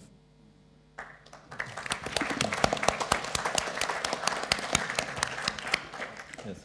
Yeah, sorry. I'd like to add one more episode. I know that this could be a hint to answer your question. That is a story of cucumber farmer in Japan. And there's a cucumber farmer in Japan, and they have been farming the cucumbers, and they have son. He's like 35 years old. He quit his company as an engineer, and he started helping his parents' cucumber farming 2 years ago.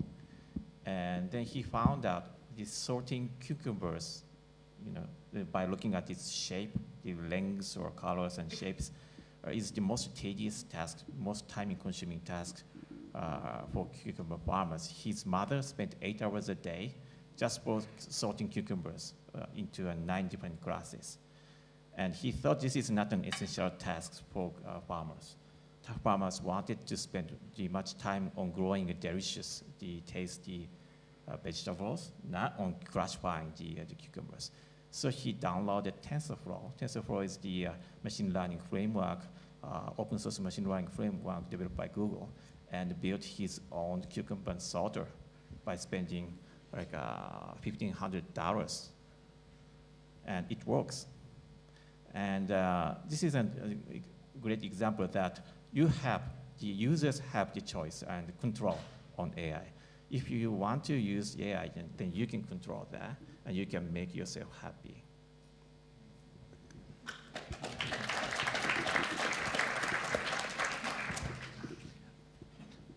There's a quite old story from the time when England, let's say, took over India. There were a lot of cobras around, and the soldiers who unknowingly walked around, not aware of the danger, got bitten a lot by cobras, and they died, of course.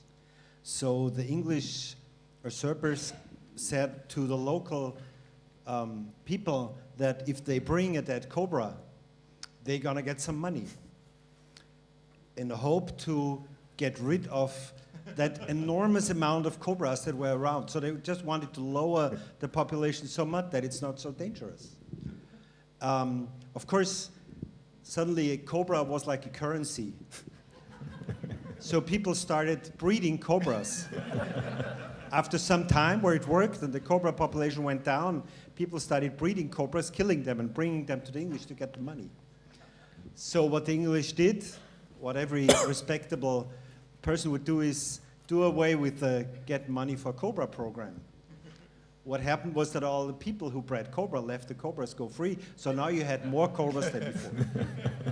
So what this story tells us is that whenever you do and you try to make some intervention into a society or a societal construct that you don't, or a global, no, a world construct that you don't fully understand the mechanisms of, it will probably backfire. Not probably, but there's a chance that it backfires. So I would put my trust into educating the next generation in school, at home, via the internet, about the use of technology to be happy instead of sad.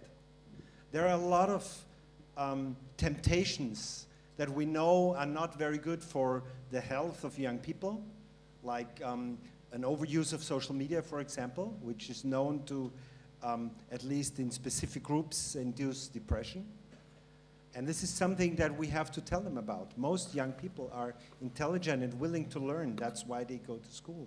And if they know about that, they can learn that. And I can already see the young people growing into social media finding new ways of relating their life to social media in order to avoid that. So we have a learning society, and I think that's the only chance we have to, as a whole society, become more sane and more happy people. Good. Final question for this round. How lucky am I? Happy I disagree with a lot what have been said today. Therefore, I ask a very simple question. The ultimate test for artificial intelligence is, and that is the question, how long will it take until artificial intelligence will understand a good joke?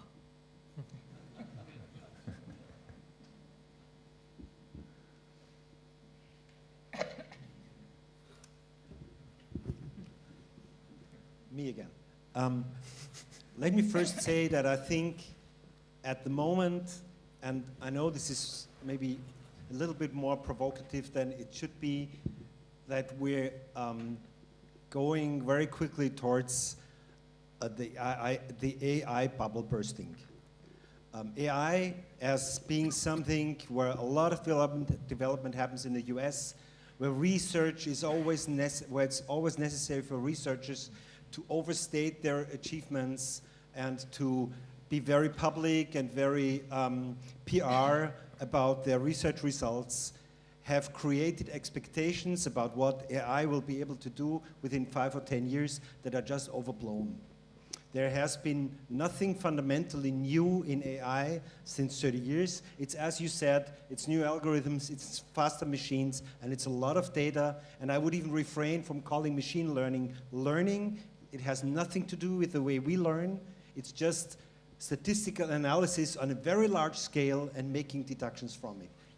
And remembering these deductions. It's not really learning. If we call it learning, we misunderstand what human learning means. And we go back to a meaning that we all hated, where it's like the Nuremberg Trichter. You put a lot of data in, and then we know a lot. And that's what machine learning is, but it is not how human learning works. So we should find a new word. So to come back to your question, one of the things that have not been solved within the last 30 years since that dark age of AI is how does the brain actually work? So we can compare all the specs of brains and computers, but we don't know what makes the brain tick any more than we did 30 years ago. We have no idea how we actually think and come to conclusion. We have these concepts of neural networks and we can apply them to problems and they solve the problems, but how creativity actually happens and how we have emotions and how the brain actually makes us tick, we have no idea. We still have no idea. So I don't believe that this will change in the near future, and I would be skeptical if it can change at all, but well, we have seen things change where we thought they would never change. But just toning it down a little bit, it will take a very, very long time until an AI actually can laugh about a joke. I actually really strongly agree with him, and I personally not interested in AI. I'm deeply interested in machine learning. And I usually, when I asked about what is machine learning, I say it's just an automated programming by using data. So if you want to build your own IT system, you have to hire human programmers. By using machine learning, you can just put all the data you collected, and then machine learning works as an automated programming system. So you don't have to hire human programmers, and that's it. So you can just use machine learning as a tool, and maybe you can forget about AI. That would be my answer. But I think this is a very powerful concept, automated programming for everyone, even for the farmers. That can change the world, I think, yeah. Yeah, and It would be a very boring panel if everybody agreed with each other. So let me make the opposite argument. About 3 weeks ago, we had a seminar in Cambridge that was run by Demis Hassabis, who did the Go program. And he's quite an unusual character. His first degree is in computer science in Cambridge, and that's why we know him well. His second degree, his doctorate, is in neuroscience. He's written quite an interesting article in Nature recently about the importance of the influence of neuroscience on AI, which of course is clearly documented because the whole thing about neural networks actually came from the neuroscientists. And there was a very close relationship between neuroscience and the early stages of AI. And he has lamented the fact that maybe we should learn more from the latest advances in neuroscience to help us with AI. And the seminar was about memory and imagination. And imagination is not something that you normally associate with AI. And I was surprised and impressed how many aspects of imagination some of his programs, some of his latest programs already display. And the example of the very imaginative Go play is a very simple example in a way, but in a very complex context. So, I do agree that some of the claims of AI have been terribly overblown. But I also feel that the progress at the moment is very rapid. It is very difficult to make projections of when a computer will laugh at a joke. But the thing that I do see is that it's encroaching areas of human activity that I did not expect AI to be so powerful at. Most people in the field did not expect AlphaGo to win. Everybody expected this to take another 5 to 10 years, and it happened last year. Okay, then. Could I have just the last one? Later. Okay. I actually would like to add one question to this. This is actually, it was almost exactly 20 years ago that Deep Blue from IBM bought Kasparov. And then, like 10 years later, you had the discussion, so what was the point of a computer finally beating the chess champion without any practical applications? You have detected at face value. Now, if you think of the move from the first AlphaGo, the move you described before, and now the second iteration of AlphaGo, the AlphaGo Zero, that even learned playing Go without actually ever looking at how humans play. This is sort of like, it's a supercharged feedback cycle, how you would normally learn, and the machine can do in one day what mankind can do in thousands of years. What do you think would be practical applications of that technology? Or how far away are we from seeing any practical applications for this? This technology is called, or this practice is called reinforcement learning. Well, the reason why I'm maybe a little more optimistic about autonomous cars than Professor Berghofer is that the reason why AlphaGo Zero managed to do it all by himself is that we're creating simulation environments where the AIs can play against each other. And one of the reasons why autonomous driving is beginning to make very fast progress at the moment is we thought we'd have to clock up millions and millions of miles of driving on the road in order to get all the corner cases. And by the way, the answer to the question there on when can we make sure that the autonomous car will never make a mistake is this will never happen. It will always make mistakes. The question is, how many fewer mistakes than humans does it make so that it becomes acceptable that we accept the odd crash. But the important thing on the learning side is, I've lost my train of thought. What?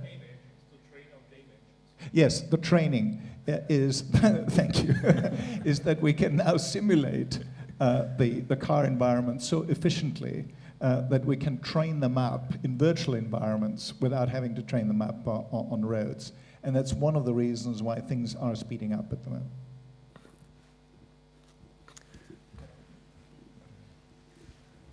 I just have to add something about the self-driving cars, because the reason I believe they will not be widespread on roads in 5 or 10 years is not because they will not be able to drive themselves.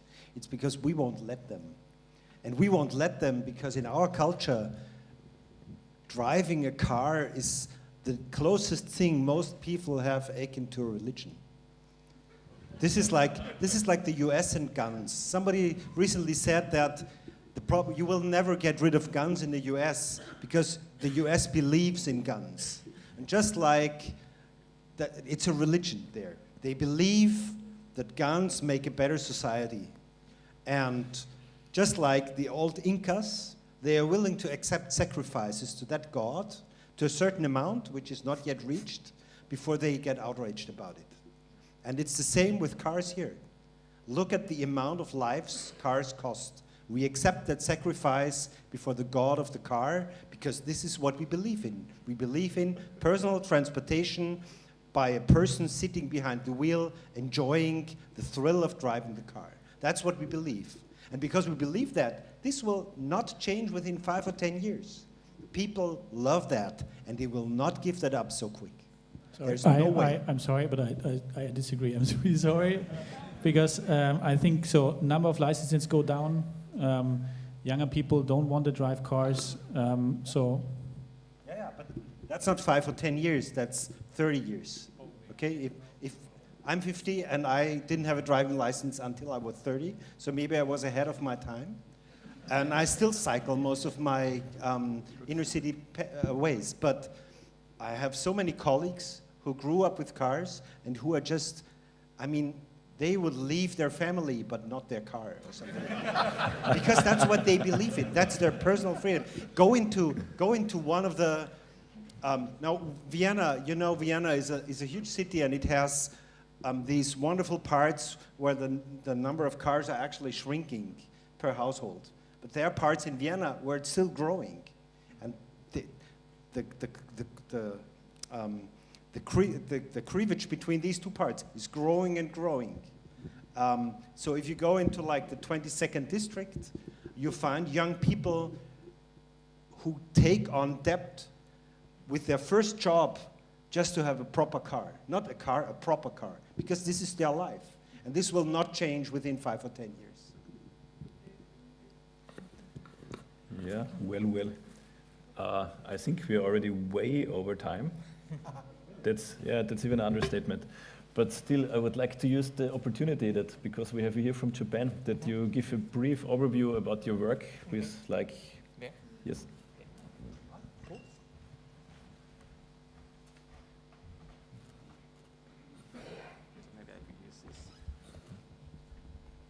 So I have prepared a few slides. Can you, okay.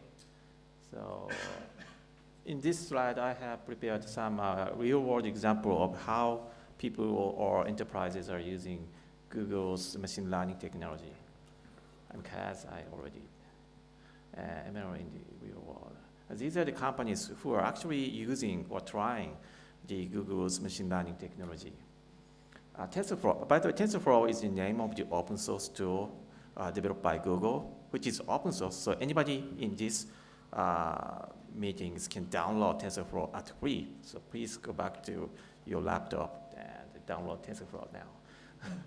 And the companies like the AXA or SMFG is one of the largest mega bank in Japan. QP, QP is one of the largest food manufacturer in Japan. Coca-Cola, Airbus, they are all customers or users of TensorFlow. And how they are using, for example, this is a project called Global Fishing Watch. This is a project for preventing the overfishing by tracking the real-time GPS position of 200,000 vessels in different oceans.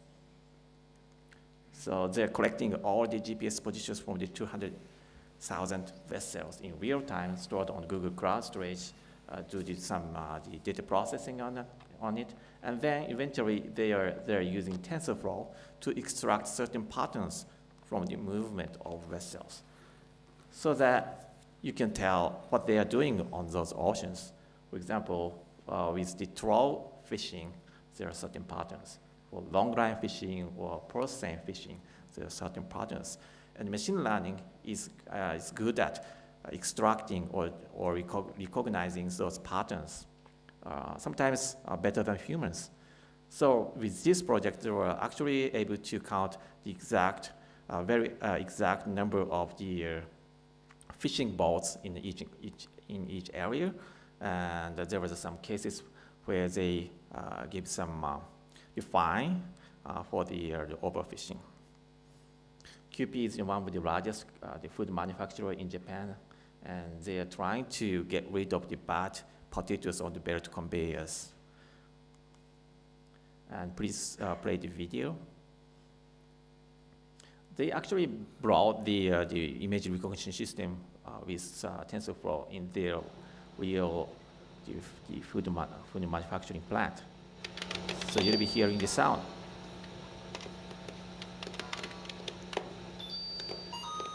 It sounds like Super Mario Brothers, but it's not. This sound, okay, please go back to the slide. So this sound tells you what position of the belt conveyor you'll be seeing about potato is coming. The potato with the black color or the bad shape. And by using the deep learnings, they were able to find the bad potatoes at very high accuracy. And until they introduced these systems, they are human workers who have been watching the belt conveyors all the day. It's intense work, it's a heavy work. But now they don't have to do that anymore. They just only wait for the bell sound, ring sound. So whenever they hear this sound, they can pick up the bad potatoes. Coca-Cola is using the TensorFlow for the OCR, reading the barcode, the serial numbers from the bottle cap, to let the consumers applying for some the hours or something like that. AXA is using the TensorFlow to detecting or predicting the large loss car accidents. Large loss means it's a large car accidents that require AXA to pay one or more than $10,000. And play the video again. So AXA has been trying out the TensorFlow to predict which driver would cause the large car accidents by putting all the data such as the location of the driver's address and what kind of the car they're driving, but what's the past accident record, and things like that. They have put over 70 different attributes of the drivers, so that the TensorFlow model was able to predict whether the driver can cause a large car accident at around 80% accuracy. Okay, go back to the slide. I'd like to show the one last use case of the TensorFlow, which is the AUSSENWIRTSCHAFT. AUSSENWIRTSCHAFT is the largest real-time used-car auction service provider in Japan. They have been handling over 5 million cars in a year, but the largest challenge for them is to classifying the images. You have to take 20 different pictures for one car you want to enter on the auction, and there's a human operators who are putting the labels or tags on each the images, like this is an image for the front or side or back or wheel or tire, things like that. And it takes 15 minutes.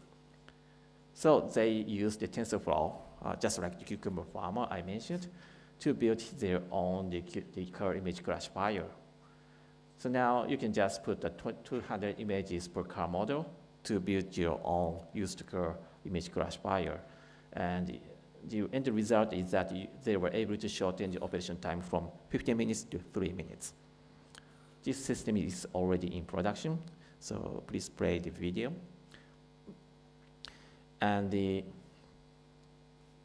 With these systems, you can just upload the 20 images of car on the system, so the system can start recognizing the parts of car or car make, the model number of the car. And the important point here is that AUSSENWIRTSCHAFT, the company, didn't have any expertise on machine learning or deep learning when they started this project. Because TensorFlow already have a very large community and ecosystem partners, so they were able to find the best partner who has the expertise on building the POC, the point of proof systems for them. So after 3 weeks or 4 weeks with those expert company, the AUSSENWIRTSCHAFT was able to learn how to build a production deep learning system by themselves. And now this system is on production since last December. So deep learning is not a hype or buzzword anymore. It's already a production quality technology. So that's it. Thank you.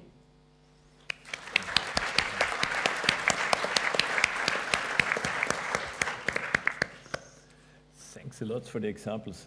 Since we are, actually a question to our host, how much over time are we still allowed to be?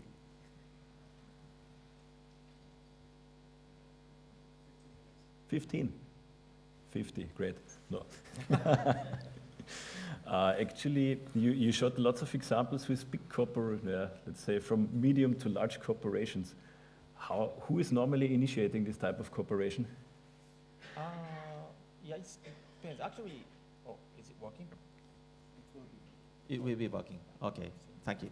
So actually, we are seeing from the smallest companies, just like the individuals like a cucumber farmer, to the largest enterprises like SMA, who is the mega bank, who actually had a great result on applying the deep learning for finding the fraud use cases on credit cards. So it depends on the company. And even if it's an individual, you can just download TensorFlow, and without spending any money, you can just try out whether deep learning can solve your problem or not. Okay, and when it comes to this type of projects, where do you see the largest deficits, or let's say, where are the companies not really able to introduce or integrate your technology? Is it the lack of having data scientists internally, or is it because the data is not prepared in a way, or is it organizational topics? Yeah, that's both of them. So you need the data. This is a kind of downside of the deep learning. Deep learning requires much more data than the traditional machine learning methodologies, so you need lots of data. But for image recognition, we are having a newer techniques such as transfer learning. That means you can have just a few numbers of the images to train the existing data. So we will be seeing a new market of the machine learning models where we provide much of the pre-trained model, and you can just customize the existing models with a few numbers of data. So for certain applications, we are solving that problem. But still, we are seeing another problem, that is the human resource. You have to hire data scientists. But the solution for this is the community and ecosystem. As I mentioned, AUSSENWIRTSCHAFT didn't have any expertise or data scientists in the company, but they were able to find the best partner company in the community, because TensorFlow is the most popular framework for deep learning in the world. So you can easily find the real-world solution from those ecosystem and community. Okay, then this is like it's a very specific situation that you have in Japan, because you have Tokyo is always called like the waterhead of Japan. You have 1/4 of the population living in Tokyo, and all the big companies are there. Plus you have Google with a very, how to say, yeah, actually it's quite similar to Vienna. Which brings me to the question, how do you perceive the situation in Europe? Like, how difficult this is for the companies, for example, that are around the University of Applied Sciences in Upper Austria? How easy is it to engage with them to carry out the real applied AI project? It is very easy. Because concerning data science, companies want to hire data scientists, but there are very, very few data scientists on the market. So when they have problems, when they want to analyze their data, first they try it themselves. But many of these enterprises, many of these companies don't have enough skills to do it. They hire physicians or they hire mathematicians, all this stuff, who all can really good analyze data, but they cannot prepare the data for analyzing. So you have to organize data which are in local databases. You have natural spoken blogs or even documents. And all of this stuff has to be prepared in order to combine this data and analyze this data for a specific question from the enterprise. And what can these companies do? First, they try it by themselves. They make enormous work to get this data joined together, but they need a good computer scientist who can do that.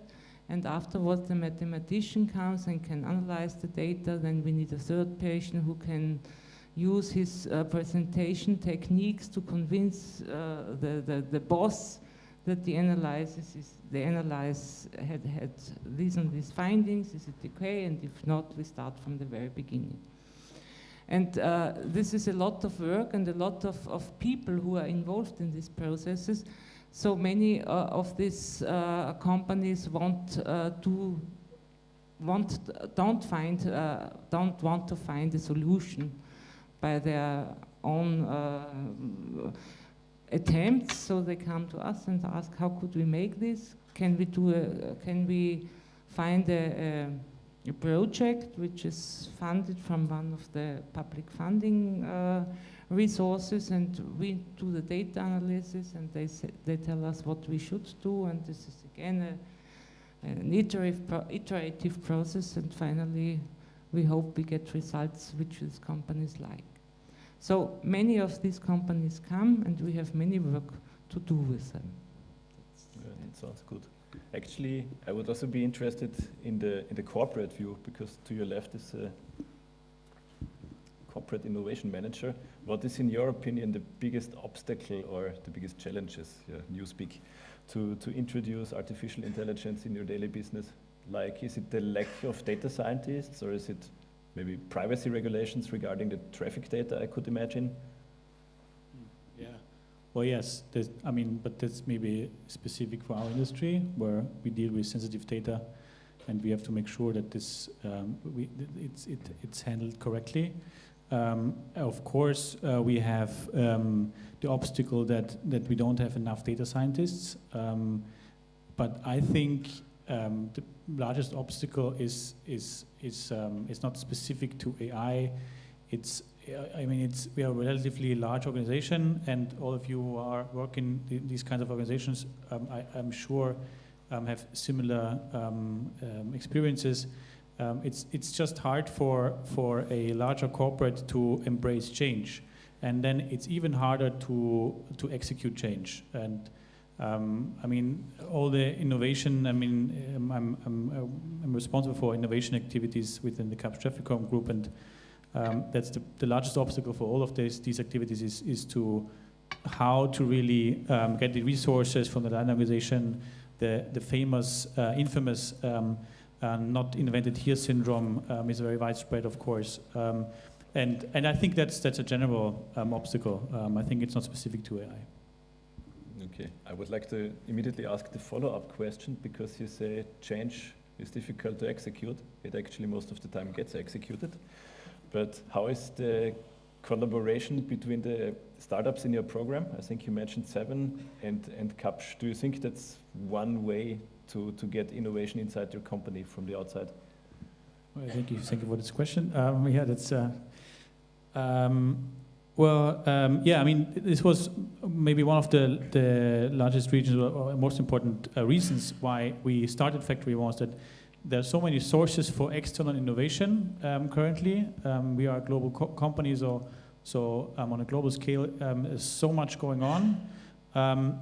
But it was always very hard for us to digest all these inputs.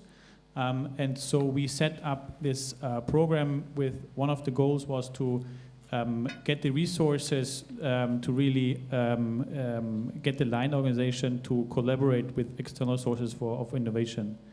And so we set up this process where we had the resources and the money that really the best experts that we have really take the time, were able to take time and work on problems and solutions together with the startups.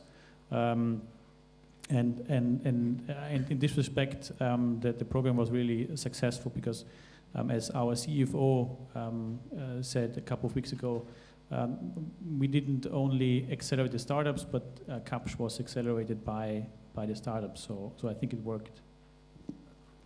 Okay, one common theme, like from the last 5 minutes, I pick up is that we don't have, there's a shortage of data scientists, on top of an already quite severe shortage of developers. Just ask any company in Vienna. How do you think, what would be possibilities for Austria to cope with this situation? Because just before the podium discussion, we had the pre-discussion, and for example, Sir Hauser was not aware that there's an admission limitation at the Technical University for computer scientists. So it's actually, at the moment, it doesn't look like our regulators make it easier. So what would be possible ways to mitigate the situation? Is it online courses, private institutions, everything together? Well, from my point of view, we have to convenience young people to be interested in these skills.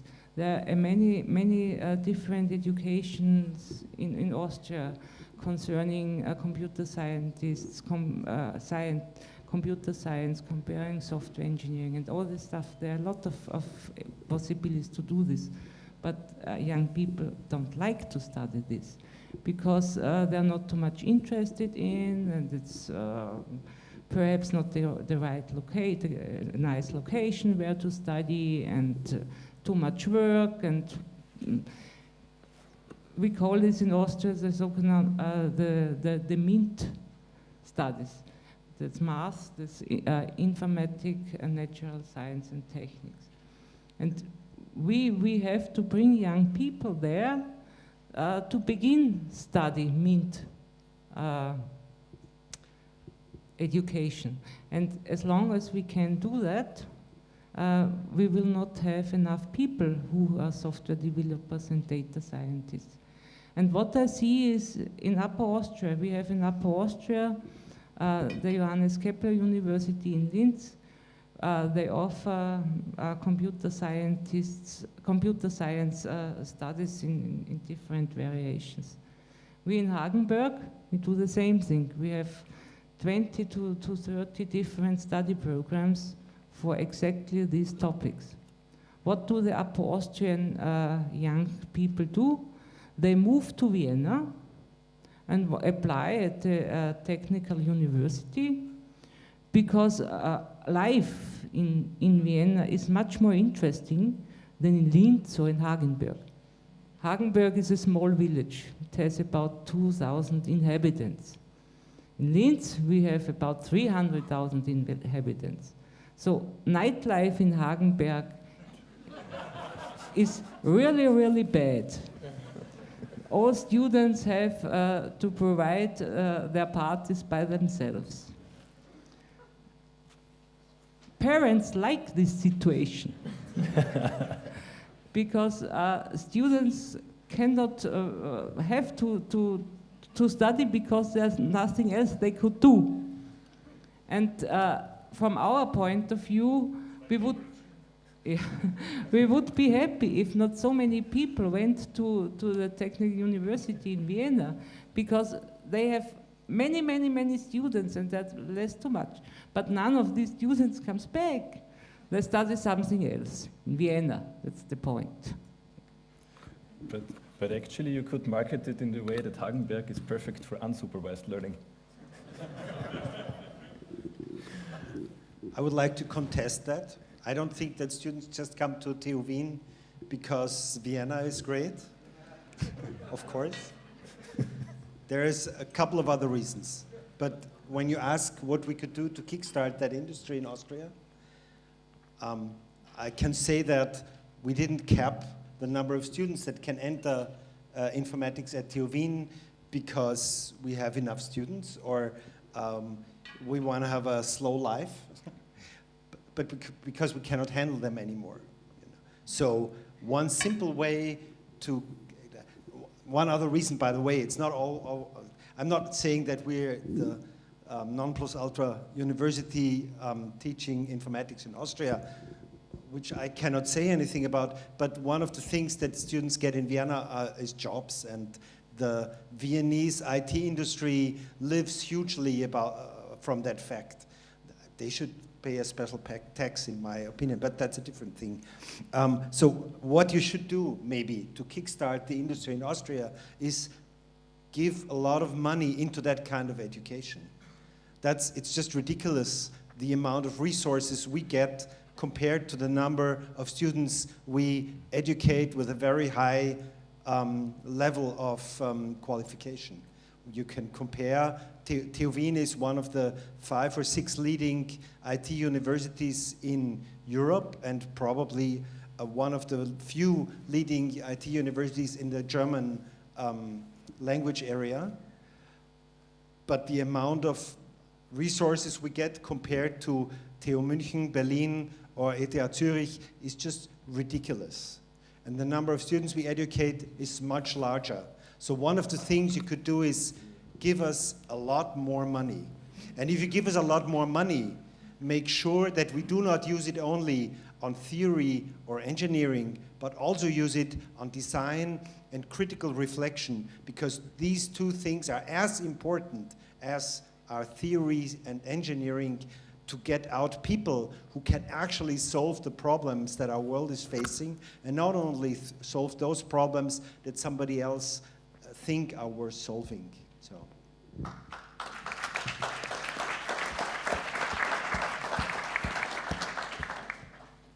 Maybe a final statement from you, Mr. Hauser, because during Mr. Burgerthofer's answer, you had some acknowledging statements a couple of times. How do you see the situation in Austria, for example, compared to the UK? Well, I normally hate people who say, just give me more money. But in this particular case, I think he's absolutely right.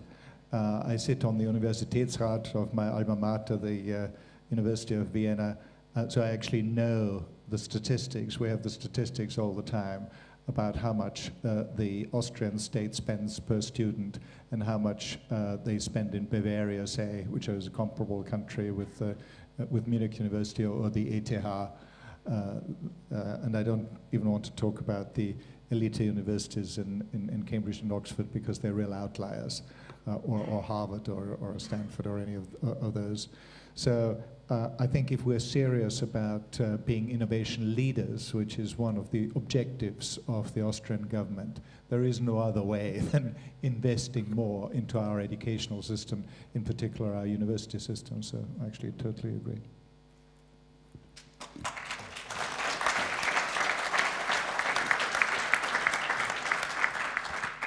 Well, time for the last 3 questions. As usual, ladies first.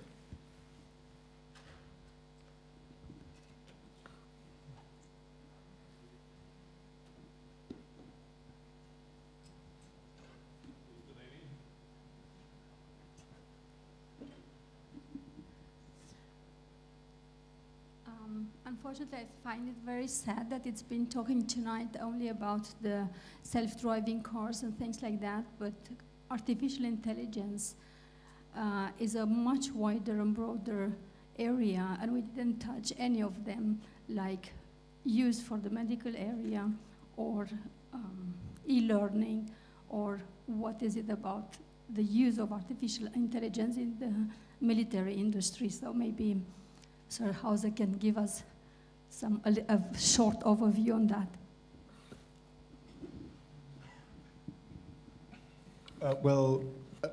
The very widely reported studies on interpreting tumors, for example, where AI image recognition is now better than the best pathologists, And you hear these stories about the poor pathologists that will be out of the job soon because computers can recognize tumors better than pathologists.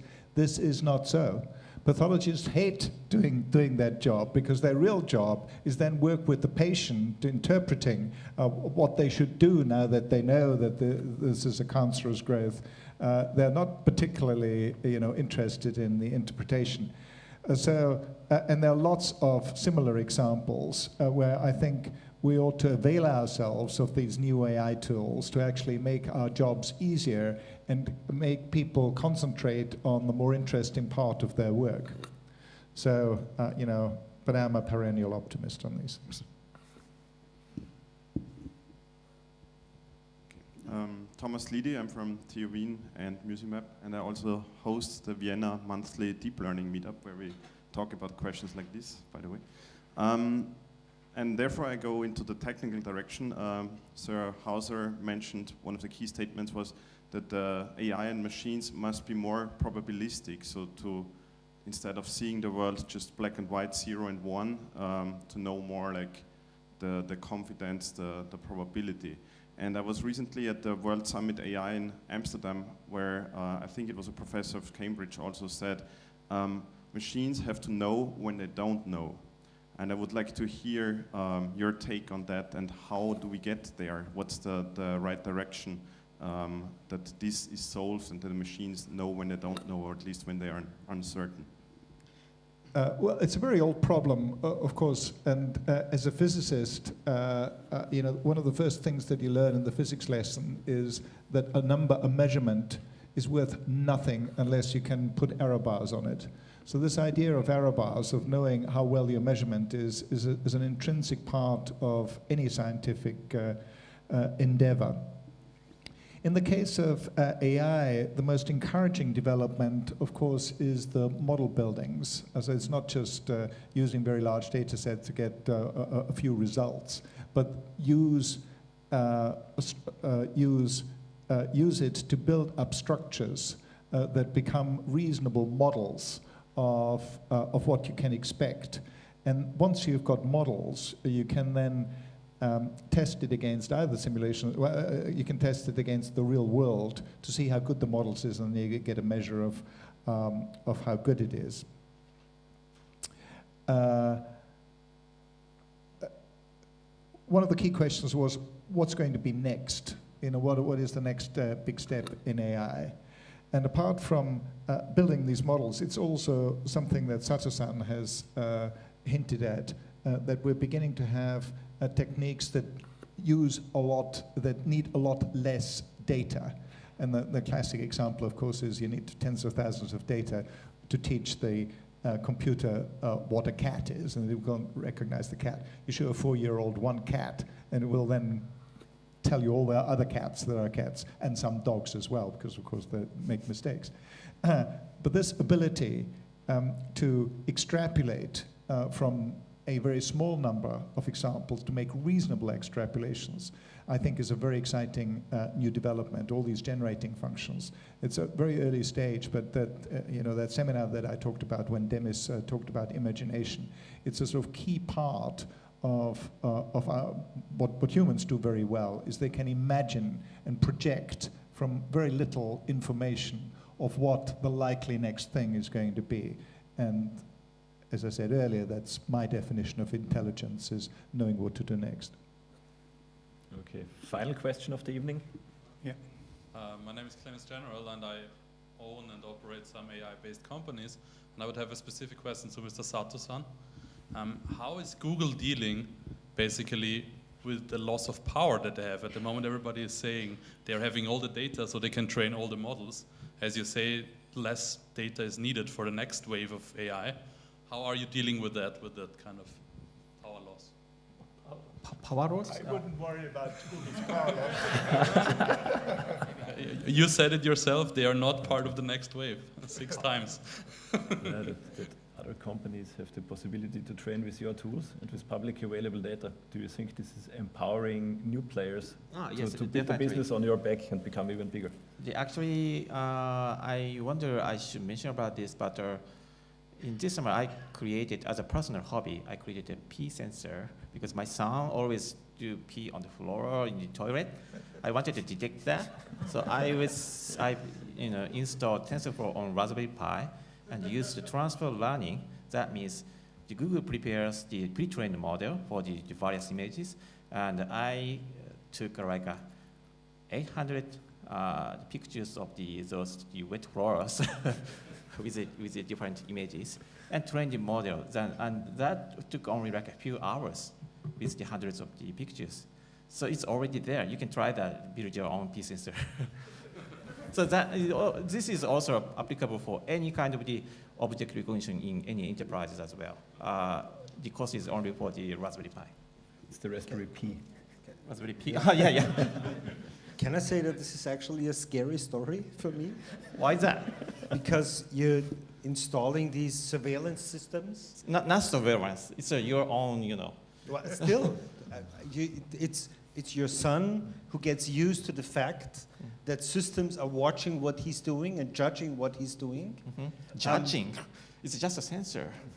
Well, of course. Of course, it's just a sensor. Still, you're judging from what the sensor tells you. So the sensor collects information that you use to make a judgment over him. So did he know about that? Sensor is... Did he know about that? He's actually the most embarrassed by the fact I wrote it on the public blog post. So that's a huge different culture. Okay. So it's just a tool. So yeah. I mean, if I can just refer to something else you said and use it in a different way, because we haven't been talking much about the ethics, and maybe I can take the last couple of minutes in a way answering this question in a very different way. And that is that, of course, sometimes I'm scared of what becomes possible. If I take your example from the car insurance and apply it to some other insurance. Now, for me, when I grew up, insurance was always a solidarity model. We all pay a small amount, and if something happens to somebody, then this person can use this money, I don't know, to get well again in case of health, for example. Now, if we use machine learning, we can probably find out who will rather get ill and who will get less ill. And then we can differentiate between the amount of money we ask from these people. But when we do that, we break the basic assumption of what an insurance is, which is a solidarity model, and instead make it into some sort of a piggy bank. You put a lot of money into the piggy bank because this will pay for your sickness or your insurance that you will one day get. And you pay a little because you will not get sick. Of course, the insurance will use the difference to even it out. But we go away from a very basic social mechanism, the solidarity that an insurance was, and go to a personal accountability model, which is very different. It puts a lot of pressure on people. We can use that pressure for good, we can say, but it's still a very different model, and we have to be aware of the different society that we create with that. And by making tools like machine learning this easy for everybody, everybody comes into a situation where they have to ask themselves these very basic ethical questions. Is it okay to do what we do with machine learning, or should we rather refrain from it, even if we lose money? And as we know in our society, this is a very hard decision to make, losing money because it's the ethically right thing. Just saying.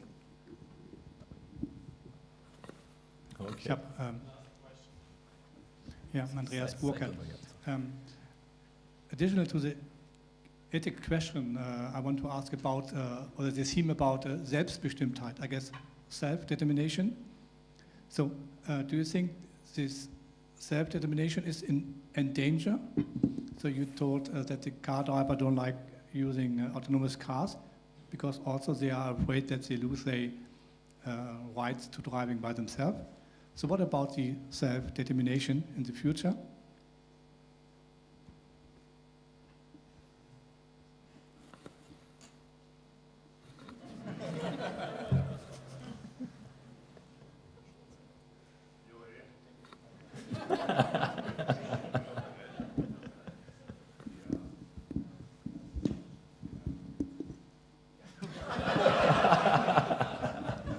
Okay, could you repeat the question? I don't know. let me save the grace of the panel. I understand your question, and I think that was always a problem. That's always a problem that is in the balancing of power between, let's call it the state and the individual, of course. So if you look at other societies, this balance is very different. In North Korea, it's your self-determination is much smaller than it is in the US. And then you look at China and you find these sesame points, which are of course designed, that's a system where you get you can collect points on your mobile phone for doing things in a way that the state approves of.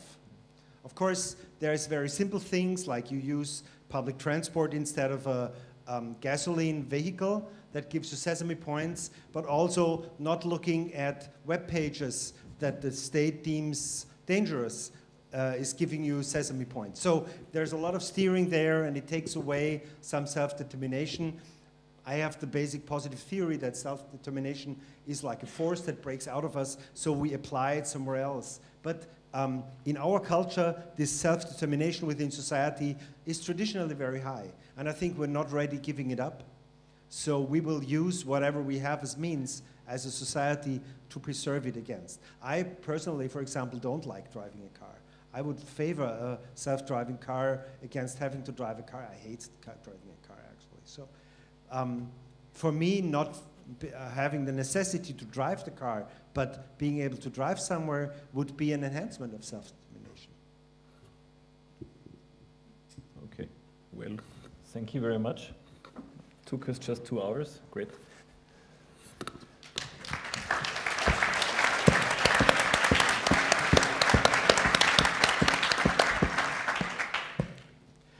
Thank you very much to the podium, and also thank you very much to the public for staying so long here. So many people here still, so I see this as also as a sign that it was an interesting keynote and discussion. What I only would like to mention is a small side to the future, not of artificial intelligence, but of our format Horizonte. We will have the next Horizonte the 21st of February with the title Zukunft der Arbeit, so the future of work and the work life. And at the end of May, we will organize an applied artificial intelligence conference, most probably 28th to 29th of May. So I'm looking forward to see you again in 2018, and I wish you a pleasant networking now with the podium, but also with the public, with Austrian wine and some nice food. Thank you very much for your patience.